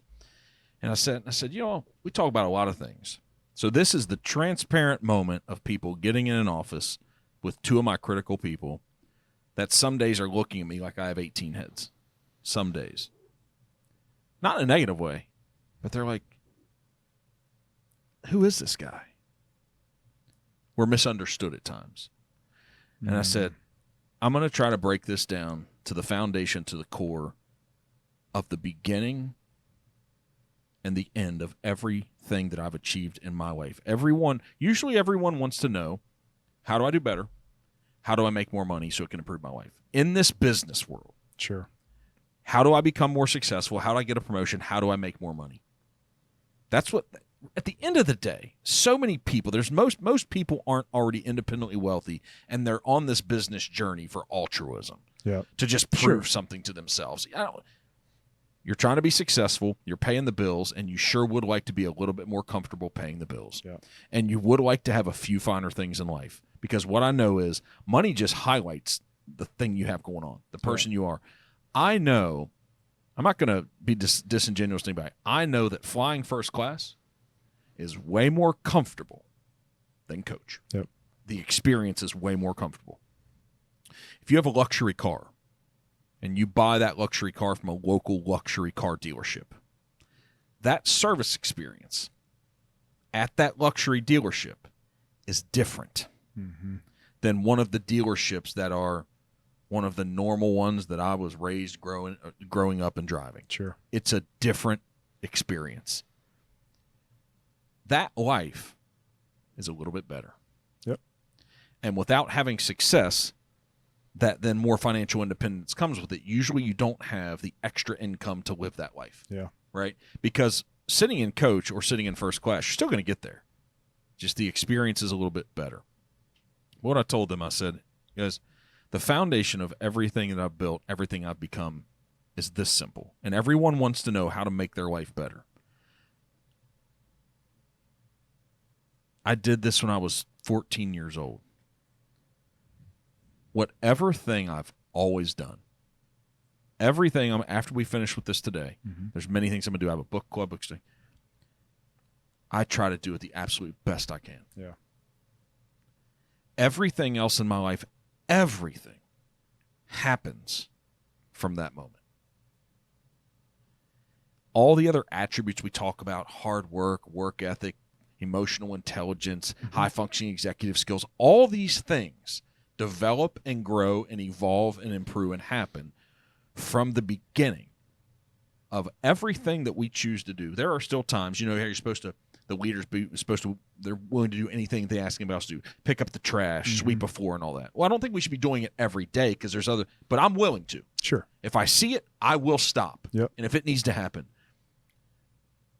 I don't just grab a broom to just make the floor look a little bit better. Right. I'm sweeping the floor with the expectation that there is going to be no debris left, none remaining, not in the corner. And if I put a push broom over it and there's debris left over, I'm going to go back over it again. I am not leaving that job undone any less than I perceive that's a job well done. What's that come from? I can't tell you. I don't know. Have you always had it? I've always been competitive. Okay. I think they kind of go hand in hand a little bit, right? But my competition was never against other people. I knew when I didn't do well. I knew when I could do better. And so I always wanted to do it again. I lost. I want to play again. Yep. You beat me. I'm mad. Yep. I'm not happy with the outcome. It goes all the way back to a Monopoly board at 7 years old. Ah, okay. Right? And I'm learning, and then all of a sudden I know the value of a house on a Monopoly board. Then I know the value of a condo on a Monopoly board. Yeah. And then you lose and you understand the metric. I just know if I don't get the outcome I want for my life, I didn't do it well enough. Yep. So go back and do it again. And I think what's happening is with life being hard, a lot of us think the thing we're doing, it feels hard at every level. Level up, it's going to feel hard again because I haven't developed the skill to conquer that thing. Yep. So what I know is that set out to do it really well. So then what we do is we try to add, when it doesn't go well, we add systems, complexity, CRMs. We stack all these things. It's like, no, the problem you have is you're not making connections with humans. Your CRM is not going to fix that. More leads isn't going to fix that.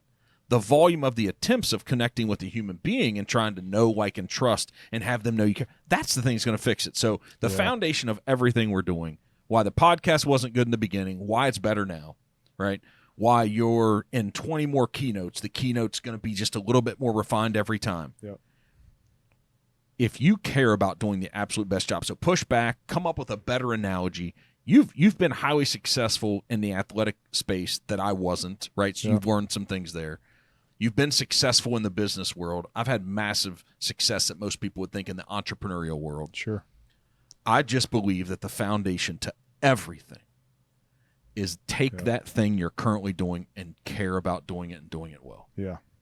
Yeah. Can I add to it? Go ahead. Yeah. I think it's 100% agree. It's this culture of excellence, right? Where it's, yes, if I'm going to do it, I'm going to do it right. But I think there's a piece of it also. Do the work, but then look back, and if you don't get it right, go back and figure out what it was, but there's this element of not overthinking and not being too hard. If you feel good about the work you put in, awesome. Maybe you don't get the result, right? But you can go back and tweak. I think what a lot of people do is have, and I had this, I wanted to be perfect. I want to have the perfect touch. I wanted to make the perfect presentation, whatever it is. The thing that's I had a speaking coach tell me a couple of years ago, Michael Port, he said, look, John, be helpful, not good. Be helpful, not good. And that, because I was overthinking myself. I want to be great. I want to be perfect. I want to get every word right. And he's like, no. It's just, how can you focus and serve the audience? You talked about it earlier. How do you connect with an audience? That one person, that one eye contact, that one word you can say or I can say can change that person's life, right? So that's him saying that's what a good job is. Yes, but it is. I want to be clear here. Prepare your ass off. Yes. Put your best foot forward. There's a soccer term, play on your front foot. Yes, always put your best out there, but also if you don't meet the 100% mark, if you're confident you put your best foot, okay, we can come back to fight another day, even if we didn't win. That's your Monopoly game. And I love that tenacity, right? So it's a little bit of a delicate line, because you want to make sure you're finding the joy in the process. As long as you have that, awesome. So another conversation. Yeah. All the moments haven't been joyous. Yeah, it's hard, but that's okay. It's finding the joy in the struggle too. Yeah. That's what I've learned. I know hard stuff does not bother me. I actually appreciate it and I expect it. And it's a bit exhilarating for me now that it's because when you go through stuff as you have, you just have a different perspective, and you go and you talk to your 25-year-old self or a new up and comer, and you're like, and they're all smiling and get everything like, look, dude, it's going to get a little hard. I just want you to be aware, but it's okay. This is good. You're going to learn from that. So I agree with so when you said, hey, can I add to it? Yeah. I agree. There's additions to the idea. Yeah. But they come after. Yeah. I think the clarity comes in. This is how I function. And if people learn from, they grow, but I don't need to worry or be concerned with anything else. Just do that job well. Yeah. If your job on the soccer field was send the cross. Yeah. Like that's what you were really good at. Yeah. Make sure when that ball is on your foot, when you're on the left side of the field. Yeah. When you send that cross, put it on their foot. Yeah. Right? Like if you did that, you probably come off the field and coach is like, good job. Yeah. Way to connect today. You participated in the assist of that becoming the goal. Yeah. You didn't have to worry about what that guy was going to do with it. Right. I'm assuming you do didn't have your job. Right? Yes. But I was blocked too. So this is the other piece of this, because sometimes we miss this where we think it's all about the effort. And it is. Yes. Give a level 10 effort all day long. But I found for me, I had so much blockage that it didn't matter how hard I worked. I was out in training trying to figure this out all day long, but I had this blind spot, this mess that I was dealing with that I didn't frankly have the awareness to and the courage to talk about it well. What completely was it? We've talked about what was the blind spot? The blind spot, honestly, was that I was too afraid to express that I was weak. Right? That I was struggling. I didn't want anybody to know, because I always was the guy, right? And so again, funny guy, connector, no one would ever think John's struggling. And so to go back to that diagnosis, for me to go to my teammates or my coaches and say, guys, I'm really struggling, which I look back, our team was top 20 in the country for my last 3 years, played 2 Sweet 16s, 3 NCAA tournaments. I wonder sometimes if I had the courage to go and approach this the right way and go get the help I need. Who knows? Maybe I would have left the team or taken a sabbatical. I have no idea what would have happened. I'm pretty sure my coaches would have been and my teammates would have been very supportive. That may have connected our team even deeper, right? Now that's 25, 30 years ago. It's a little much easier to have these conversations today, I think. But yeah, there's an element there that I think that could have helped push the team to the next level too, to know somebody was struggling. What's cool is having these conversations now. I get to talk to my teammates and they hear me on podcasts and different things like, oh my gosh, we had no idea. We had no idea you were going through this. And I'm like, yeah, man, I was pretty good at hiding it. I think the problem is what you said was it could have helped. I think that's the issue in our mind. Yeah. Like, will it? And then that causes indecisive. Yeah. indecisiveness and lack of action. Well, and yes. And so this is why I'm able to show up on your podcast. I'm just meeting all you guys for the first time. I don't know a lot of your audience, and I'm willing to share a pretty intimate detail because I've learned that that's where the magic is too. And this doesn't matter what faith anybody has. There's a Bible verse that changed my world about 10 years ago. And I was going through this. I read the Bible for the first time, and there's in 2 Corinthians, Paul has this thorn in his side and he has Jesus to remove it. And Jesus says, no, my power is made perfect in your weakness. And when you are weak, then you are strong. And that freaking blew my mind because I'm like, oh my gosh, I've been running from this for all my life. I've got to lean into this. And it's been layers. It's not that I've been perfect with it, but the more, I mean, I go on a stage now and I share the story. You know what's waiting for me at the end, every speech? Here's what they say.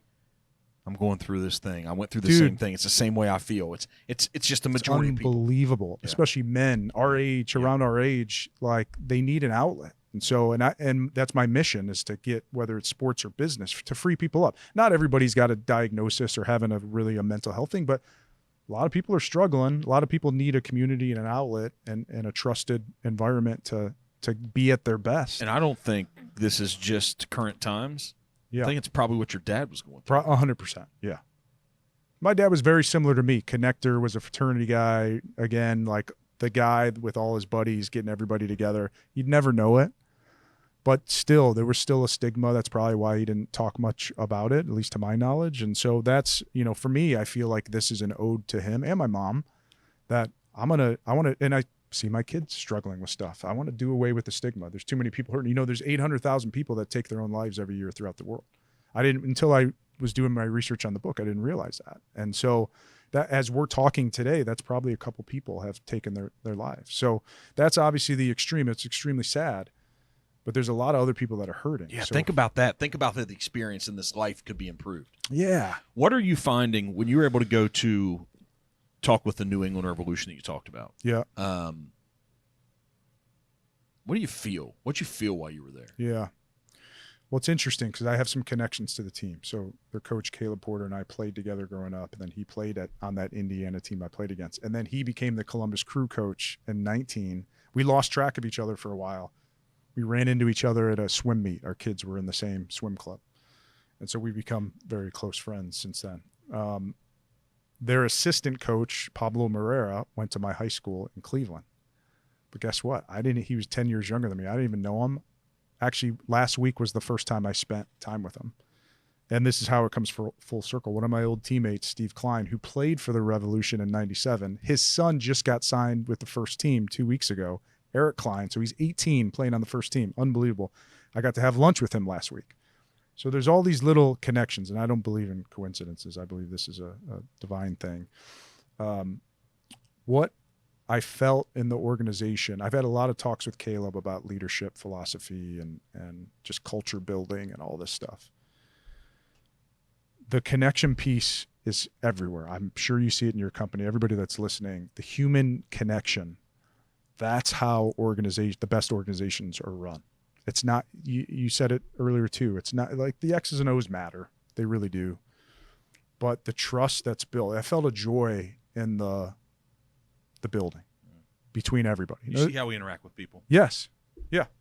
The joy, and that's every great organization. And frankly, I saw our organization lose that.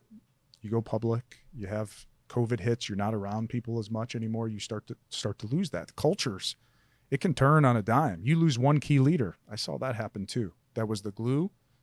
All of a sudden, everything gets a little bit more edgy and you don't put the right people in place, and it changes things. So, it was fascinating to see. And here's the other thing I'll tell you too. This is one of the things Caleb said to me last week was, slow is smooth and smooth is fast. And I love that. Because I got to see behind the scenes and seeing, the whiteboard, what they do, and they've got the field and how they organize stuff, and the whole calendar's on the wall, actually, training this day, game this, and he's got a set process. He meets with the medical team at 8:30 every morning, whatever it is, and the assistant coaching team and the set piece guy, and then they have training, and then they have stuff. I mean, it's a very methodical process that he just does. And this guy's won 2 MLS Cups. This would be his 3rd one if he can figure out how to win it. And he's, Yeah. So there was a lot of learnings, I would say. Why is slow smooth and smooth fast? Because I forget if we were on air, you talking about the tortoise and the hare with the podcast. Because when you go slow and smooth, you learn as you go, and you can make these micro adjustments as you go. So we were big at CCC on not waiting for the performance review to give feedback. It's constant. You want to always be in performance review mode. And like, tell me what I could be doing better, right? So it's, hey, I saw this, awesome. Or, hey, there's one thing, right? Maybe we tweak that. And so then you get to the end of the year and there's no surprises. The standard's already there, and it's a river that's constantly flowing, right? So Ray Dalio calls this idea meritocracy. I love Dalio's. Oh my gosh. That book, The Principles, that was a dense book. Yes. I don't know if you've read it, but I have dense. it, and I'm not going to pretend I've read the whole thing, but it's incredible. Man, yeah. So he talks about idea meritocracy. And the one thing I took away from that book is how he operated his company. Bridgewater, I think that was. Bridgewater, yep.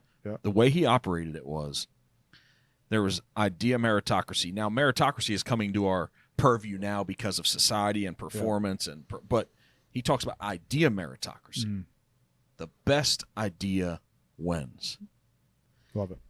And the way he ran meetings, I added to what I took away from the book.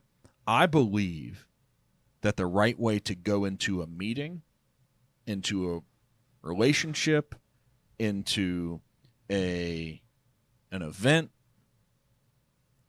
a weekend coaching session, any conversation between an employee and an employer, I am going in wanting to be wrong. Because if I'm wrong, somebody showed me a better way. Yeah. Their idea of idea meritocracy is you have to be willing to be wrong. Yes.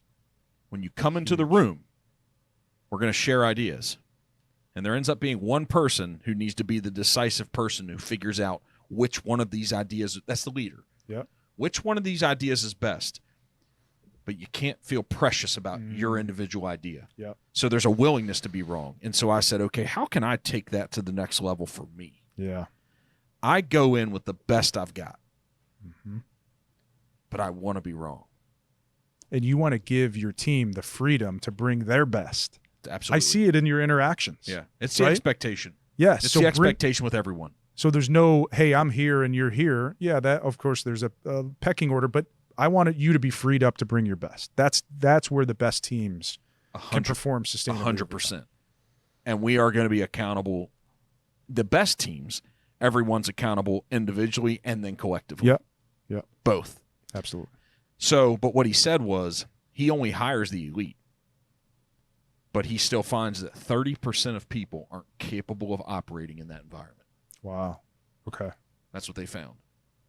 So tied to ego. Interesting. So tied to whatever they're trying to protect. Yeah.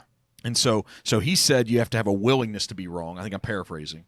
But then I'm like, okay, next level is I want to be wrong. I'm willing to participate. I'm willing to share, but I want to be wrong. Man, if that can be the approach. I want to be wrong. Yeah. Right. Powerful. And you can come back. And so I think that, this idea of meritocracy and growth and stuff. So you had a big moment. Do you think you grew? You're going to say yes, but do you think you grew, and will you reflect on this time with them? Like, wow, this is a defining moment. Does it feel like that yet? As far as my time where? Just 2 or 3 days with those. With the it was incredible. As you spoke to it, I'm like, this was a big. Yeah, I mean, it's a dream for me to work with pro teams. So yes, that's incredible because what was fun for me is not just about the team and the players. That's one thing. To see the back office and the way that actually the sporting director and the head coach communicated and had each other's backs. And here's what I got to tell this story real quick. This is so cool. So when I'm observing practice last Tuesday, they brought out, there's a 77-year-old woman that with a Revs jersey. It says Team Mom in the back. And Caleb comes up to me and he says, hey, you see that woman? He says, she's battled cancer for 3 different times. She's our locker room attendant at Gillette Stadium. That's where they play, where the Patriots play. So she opens and closes the locker room for the team. And so they invited her out to training, and they did a whole piece on her a couple weeks ago. I'll talk to anybody. So she's walking off the field after training, and I said, "Hey, nice, I'm John. I want to introduce myself to you. I think your name is Deb Ross." And we ended up talking for about 2 hours. And I had lunch with her and the coach and some other folks that came. We did a tour together. But to see the connections that are built at that level to a 77-year-old woman who's your locker room attendant, you make her part of your culture. You know the sign that sends to your team, and the players are coming up to her. Hey, Deb, how are you? All this stuff. What sign does it send? We're all in it together. Everybody matters. Everybody in your company, everybody matters. Because everybody can. The least person can turn into the biggest cancer if you don't handle them the right way. Right? So if you get everybody on the boat together, that's why the vision piece is so important, and communicate, hey, here's the standard, here's my expectation. But I love you guys. Let's do it as you said it. Yes, individualize, but also the collective. If you get that, I've seen both sides of this. When you're rowing in the right direction, you crush everything. It's unbelievable. And you got everybody's back, and your customers feel it. They feel it. When you're not, they feel that too. Isn't it wild the same group of people could become either? Yeah. That's why leadership is so important. What do you think leadership is? Is it just John Maxwell says leadership's just influence? It's influence. Yeah. I mean, your book club is How to Win Friends and Influence People, right? I love a big Maxwell guy. Yes. Leadership is influence. Mm-hmm. Sales is everybody's in sales. Everybody's in leadership. I don't care about your title, by the way. We all influence. And so it's how do I get somebody to come alongside me and do something? And again, that's trust. That's intention. That's why I named this book. I think I've heard you talk about Wayne Dyer, his work, which was very instrumental to me. I mean, he was so brilliant at articulating the power of intention. PBS, man. Yeah, right. I'm telling you, when I had no money and I was going through that, I had to cancel and shut off my cable. I had no money. And he just happened to be on PBS. That was the station I would still get. Him and Charlie Rose. Wow. I'd watch those two guys. Yeah. You watch an elite interviewer, conversationalist about anything, and just starting to listen to Wayne Dyer. That was just the beginning. All you have to do is you have to just start thinking. Yeah. Start thinking like a better life, a better way to do things. I'm more in control of the outcomes. I'm responsible for it. And it's incremental growth then. Yeah. I don't know a fast way to get there. Yeah. I don't. I know a quicker and faster, but I don't know a fast way. Sure. I don't know. Would you do it better now and faster now? Yeah.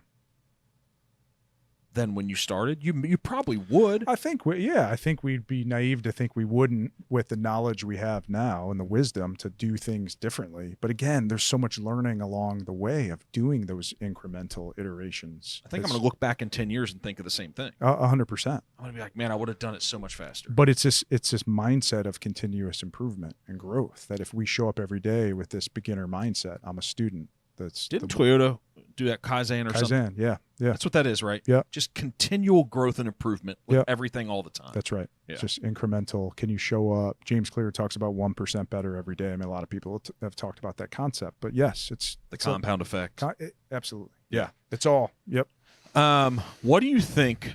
What's the book that's waiting to be written? There's been so many. Is there something about society? Is there a book that's waiting to be written that you can think of? I didn't have that question written down, but yeah. Can I share my second book? What? Is somebody going to steal the idea? No, I'm okay sharing it. No. I think it's starting with who. So I love Simon Sinek's Start With Why. It's amazing. But I actually think it starts with our identity first and who we're showing up as. So you talk about the process and that daily incremental growth. I believe if we show up each day and we focus on, hey, who am I showing up as today? Am I showing up as someone who's courageous? Am I willing to be courageous? Am I willing to be stress-free? Am I willing to take a risk? Am I willing to grow today? It's just seems so basic, but I see so many people that get in reactive mode. I get there too. I'm standing shoulder to shoulder with everybody. I actually have to intentionally write this stuff down. So I think At least that's my working thesis for my next book is this idea of starting with who. You use the word willing. Yeah. Yeah, willing. I read that. I think it's Gary John Bishop. It's a book called Unfuck Yourself. It's got the, I don't know if I can say that on here, but that's I've said another way one. worse things. I've said way worse things on here. Yeah, he talks about that. Are you willing or are you unwilling? And I've written that down because it's a powerful thing. So for me, it's, am I willing to be courageous and keep building this business, for example?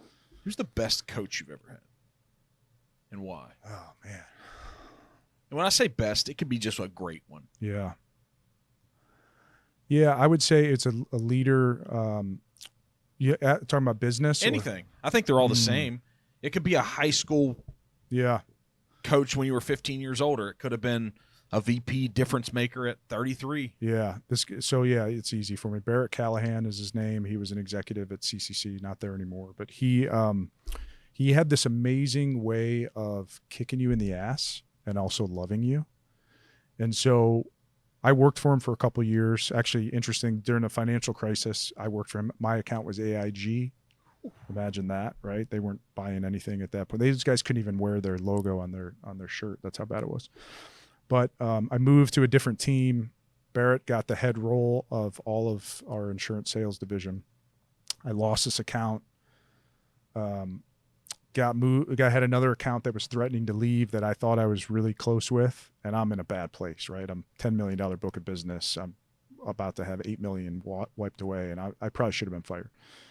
He calls me on a Saturday morning. I'm getting ready to go take my son. I was coaching. He was little at the time, and Barrett said, "Look, we're not letting you go because I believe in you, but I want you to reinvent yourself." And then he pauses, and he says, No, I want you to invent yourself.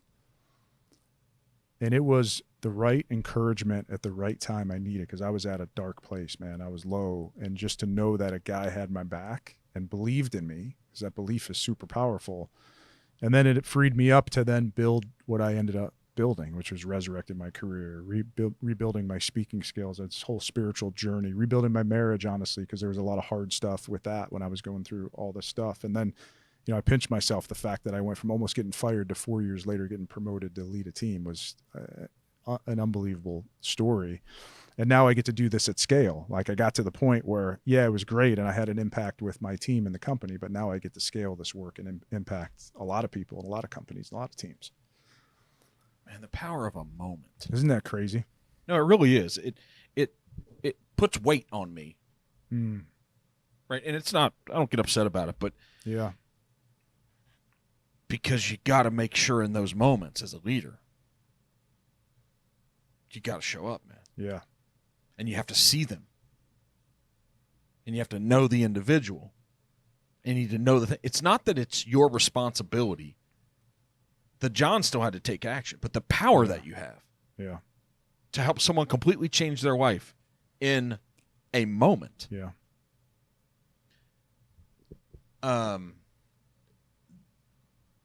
Without playing collegiate sports, two coaches always significantly stand out, and then sometimes a third. John Wooden, back in the day. Nick Saban. It's like he's reinvented himself from because when you're the coach of a big team, you're either loved or hated. Yeah. But now, since you're not coaching the team, I think some of those people can love you more. There's brilliance coming out of that guy. I'm hearing every day. Right. Yeah. You watch on Saturdays for the college football show. He's unbelievable. I'm seeing all these clips, and I'm like, just brilliance that you can apply throughout life. But there's one guy that I think might be the best. It might be old Gino Auriemma. Yeah. Coaching UConn women's. Yeah. What a run he's had. I talk about this a ton. Was he at 13 championships or something? So he says, I'm always about human performance. I want to help people achieve their best if they want to. And I think he said the most critical and brilliant and intelligent thing that I've heard a coach say. And this probably came from him wrestling with performance and why players didn't. And he started out saying, hey, just so you know, we get the elite of the elite. So when they come to us, for them to be able to come play basketball at UConn, they already have to be the best. And he said, even at times, the best struggle. But he said, I found there's only 2 reasons why people don't do something. It's funny when somebody just whittles it down. Only 2 reasons. So I'm like, okay, so my whole life, all my leadership, all my performance, there's only 2 reasons why people don't do something. And he said, 1, either you don't know how, or 2, you just don't feel like it. And as I wrestle and think about that, everything pretty much fits into it. Yeah. Because as a coach, I didn't hear where we went further, but which of those does a coach want the player to have? Either I don't know how or I don't feel like it. Which one does the coach hope that their mindset is? I don't know how, because what's the coach do? What's the coach do in that you moment? can teach then how to do it. But if you don't feel like it, and you're not, that's where it comes back to the effort and the you willingness. Can't coach. Yeah, it's so true. But the player has to have the capacity to get there. But he said they already are. They already, yes, got it. So that's what he said. So I'm saying this in the context of everyone here's already elite. Got it. Yes. So, and I've heard him talk about the effort. He can't coach effort. Yep. Yep. And at that level, he talks about he talks body language. Yep. Attitude. Yep, I love it. He said, if I see you, that you didn't get the shot, that anything, if I see you over here on the bench not cheering for your teammates, he said, you will never play. Yeah. There's the standard. Everybody knows when they come in. Now probably every player that gets recruited knows I better show up, right? Mm-hmm. That's so good.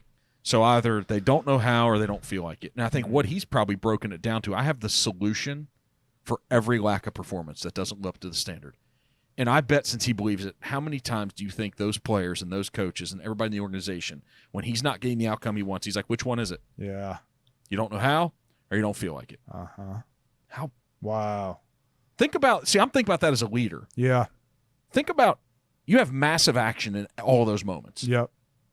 And do you think he knows, or do you know as a leader just innately what the answer is? I think so. You just need them to be honest about it. Yeah. Yeah. And providing the safe environment to be honest. That's it. Yeah. Yep. But I think the part that you don't feel safe about is if you do speak up and say, I don't feel like it, that's probably not going to go well with a coach like that. Yeah. Right? So I don't know if you feel good about that or not. But you want them to be honest if they don't know how, because the only option that this is okay, because you know the standard, is you don't know how. Yeah. And they are leaving the opening that they're willing to help you grow. See, that's the positive about it. Yeah. Right? If you raise your hand and say, I don't know, well, we're going to get busy really quick. Yeah. On helping you develop the skills. Right. And the understanding on how to execute the thing. Yeah. But because what's he already know that they've gotten there? What does he already know? For the most part, they know how. Yeah. So what's he really talking about? But don't you think there is an element a coach or a leader can get out of effort? Just if someone given an 8 or 9 effort, you think you can get him to a 10? Yeah. You know what? I think we can all improve because I look at my life. For sure. So I don't know how long it's going to take. I know the higher we get, the longer it takes to achieve these smaller increments. Because it's just once you get to an 8 or 9, you're outpacing almost everyone. Right. Right? And there's no marker almost for the 10. Yeah. Like the 10 is probably perfection, and it's very rare that I have perfection. Sure. It is rare. And when I have it, usually I don't reproduce it every single exact time. Yeah. I perform above standard. Mm-hmm. So it's acceptable. We make money. The outcome's good. We have 20 and 30% year-over-year growth. These things that are like, you're winning. Perfection, I love it. I'm trying for it. Yeah. These people say that, hey, listen, anxiety and stress come. No, I'm trying to. Yeah, you got to. Yeah, absolutely. Shoot for it. Yeah, I want it, right? Yeah. When I fall short, though, I'm not going to beat myself up tremendously, but I'm going to hold myself accountable to do a bit better. Yeah. But I think that he believes that once you become a UConn women's basketball player, I think he believes they know how. Yeah. Sure. So I think what he believes probably, and when you hear him talk, and I'm putting words in his mouth, I don't know what he would say sitting across, but I actually believe that every moment that they don't live up to the standard, 99% of the time for the most part, they don't feel like it. Yeah. Right. Now, that's different if they haven't achieved that level of success. Yeah. But what's the standard we're always working towards? What do you see yourself? You had, as we wrap up here, I could talk to you forever, man. You're just, you're all fun. Yeah, I love it, man. I think appreciate it. You have an ability to impact people. You're a tremendous. This is supposed to be. You're a tremendous listener. Thank you. You take it in, you process. You're very thoughtful. People are very lucky to be led by you and to be on the same team. 100%. Thank you. Yep. So, do you think you left anything with the revolution when you were there? You took so many things away. Do you think you left something? We'll see. I had some great conversations. I actually have a call tomorrow with one of their medical staff guys to talk through some potential stuff. I don't know what it's going to be yet.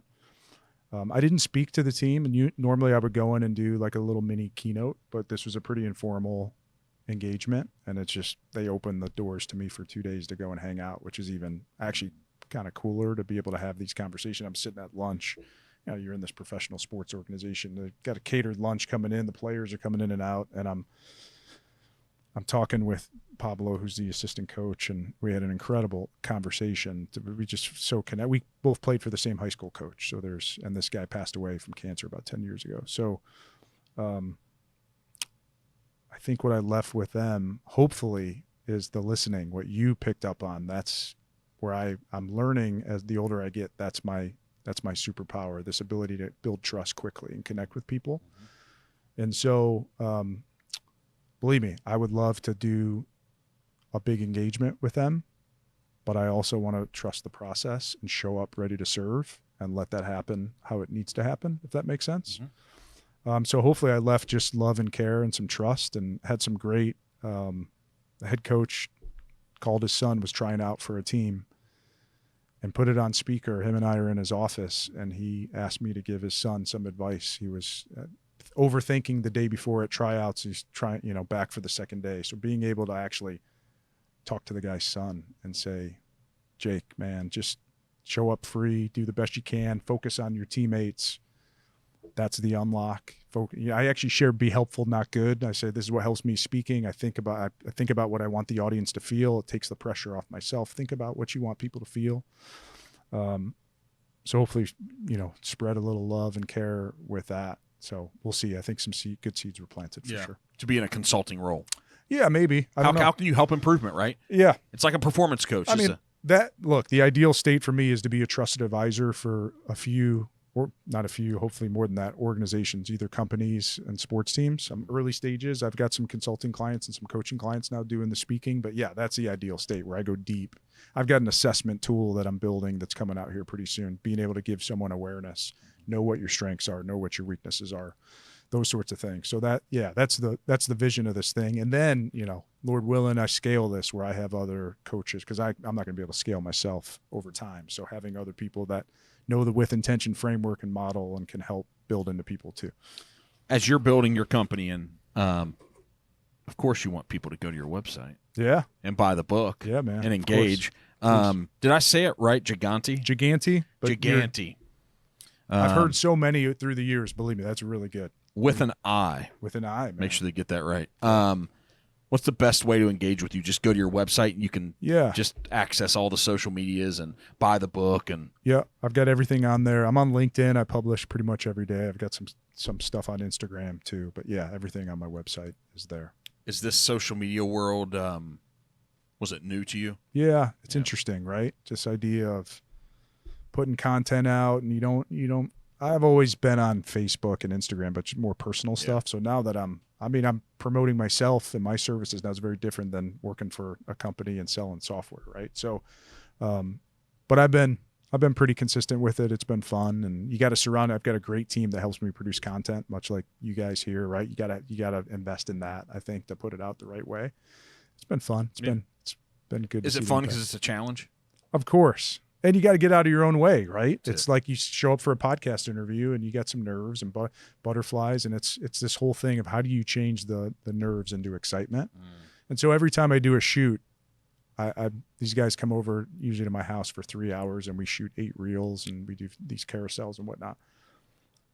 And it always goes well, but there are always moments of like, is this the right content? What's going to resonate with people? Because you really want to make a difference. I mean, you're doing this not just to grow your brand. You want to make a difference in people's lives. I know that. I can feel that. I wish I had conversations, whether they're elite or not, they're conversations about life and about experience and about growth. I learned the most in life through reading biographies of other people. Yeah. Amazing. That is how I learn. Me too. Right? Yeah. Whether it's Steve Jobs, whether it's I will say whether So it's good. Elon Musk, whether it's Theodore Roosevelt, could be John Adams. That's what I learned the most. Yeah. It feels like you're living the experience, and I'm learning good and bad Yeah. from those individuals. Yeah. And you can learn. And I'm hoping that that's what these conversations are, For and not sure. people of the past. What's happening right now? Yeah. Right. So good. And I think it could help the learning curve a little bit more. And just if there's one thing I could leave with people all the time in my life, I say this to the people I lead. I said, hey, in the beginning, when you start on new journeys and starting to achieve what you believe is an outcome you want for your life or some other, I don't know, metric that we feel successful and that life was good enough, I just wish I could give you a shot. Just confidence. Mm. That's it. Because with that, you will keep going. Yeah. And that is what I have seen. Try to do well, but just keep going. If you really want it, Sure. don't quit and keep going, regardless of all the other things. I think that's all the stuff we get caught up on. Just the confidence, the confidence part is like, I can do this. Yeah. I can. Regardless of all, I can do this. I know I can. Well, look, and I want to give you a quick praise here because you show up with confidence, and I'd actually call it belief. And what I actually belief is confidence with humility intertwined in there, right? You need both. And I've watched enough of your stuff. I've seen you interact with the team. I appreciate that out of you. You're a strong personality, right? But it's a caring personality too. So thank you for saying that. And I just want us to go out here and just make our lives just a little bit better, man. Yeah. And I know we can. All of us can. Well, keep doing what you're doing because your content's great. Obviously, you're making an impact. I can't wait for what we become. Yeah, right. That's what I'm pumped for, right? Yes. I'm going to look back and be like, thank goodness he was willing to go on that journey and the team was, Yeah. because without that, we wouldn't have learned to be able to become this thing. Thanks for coming along for the ride. Yeah, man. On a wonderful, Pleasure. and you get to come down here and spend time with a guy that's really good. I love it. You'll probably go to a late lunch and hang out and do That's all that right. stuff. That's right. Go back to Columbus, the big capital city of Ohio that doesn't have much culture. Cleveland and Cincy are the cultural hubs of the state of Ohio. Truth. Okay, I know I'm not supposed to say mean things. Those OHIO people. But what is there something good about Columbus as we wrap up? Is there something good? Because I don't really know of anything good. There is. It is a great place to raise a family. It's interesting. It's a very transient place. So especially I'm in a town called New Albany. So you get a lot of people that come in and out. And we've met some incredible friends, just good people and high performers. I mean, you get some high executives and different folks. A lot of good people. Great place to raise a family. Great place to raise a family. That was the new branding for Columbus. It's easy to get around. Very easy. Getting a little harder at times during rush hour. And there's enough culture. It just doesn't have the history, right? You come down 71, you see Cincinnati, it's beautiful. You go to Cleveland. I take my family to Cleveland and they're like, why would you do such a thing? What, Cleveland? Yeah, right. No, they say it's so old, Dad. Why are we there? Yeah. I mean, but there's so much history to it and ethnicity. It's a beautiful place. All right, man. Thanks for coming to Cincy. Love it, man. Thank you. Much love and kudos on what you've done so far. You too. And hope the future is everything that you want it to be. Thank you so much for Yeah, having me. man. Appreciate it. Thanks. Yeah.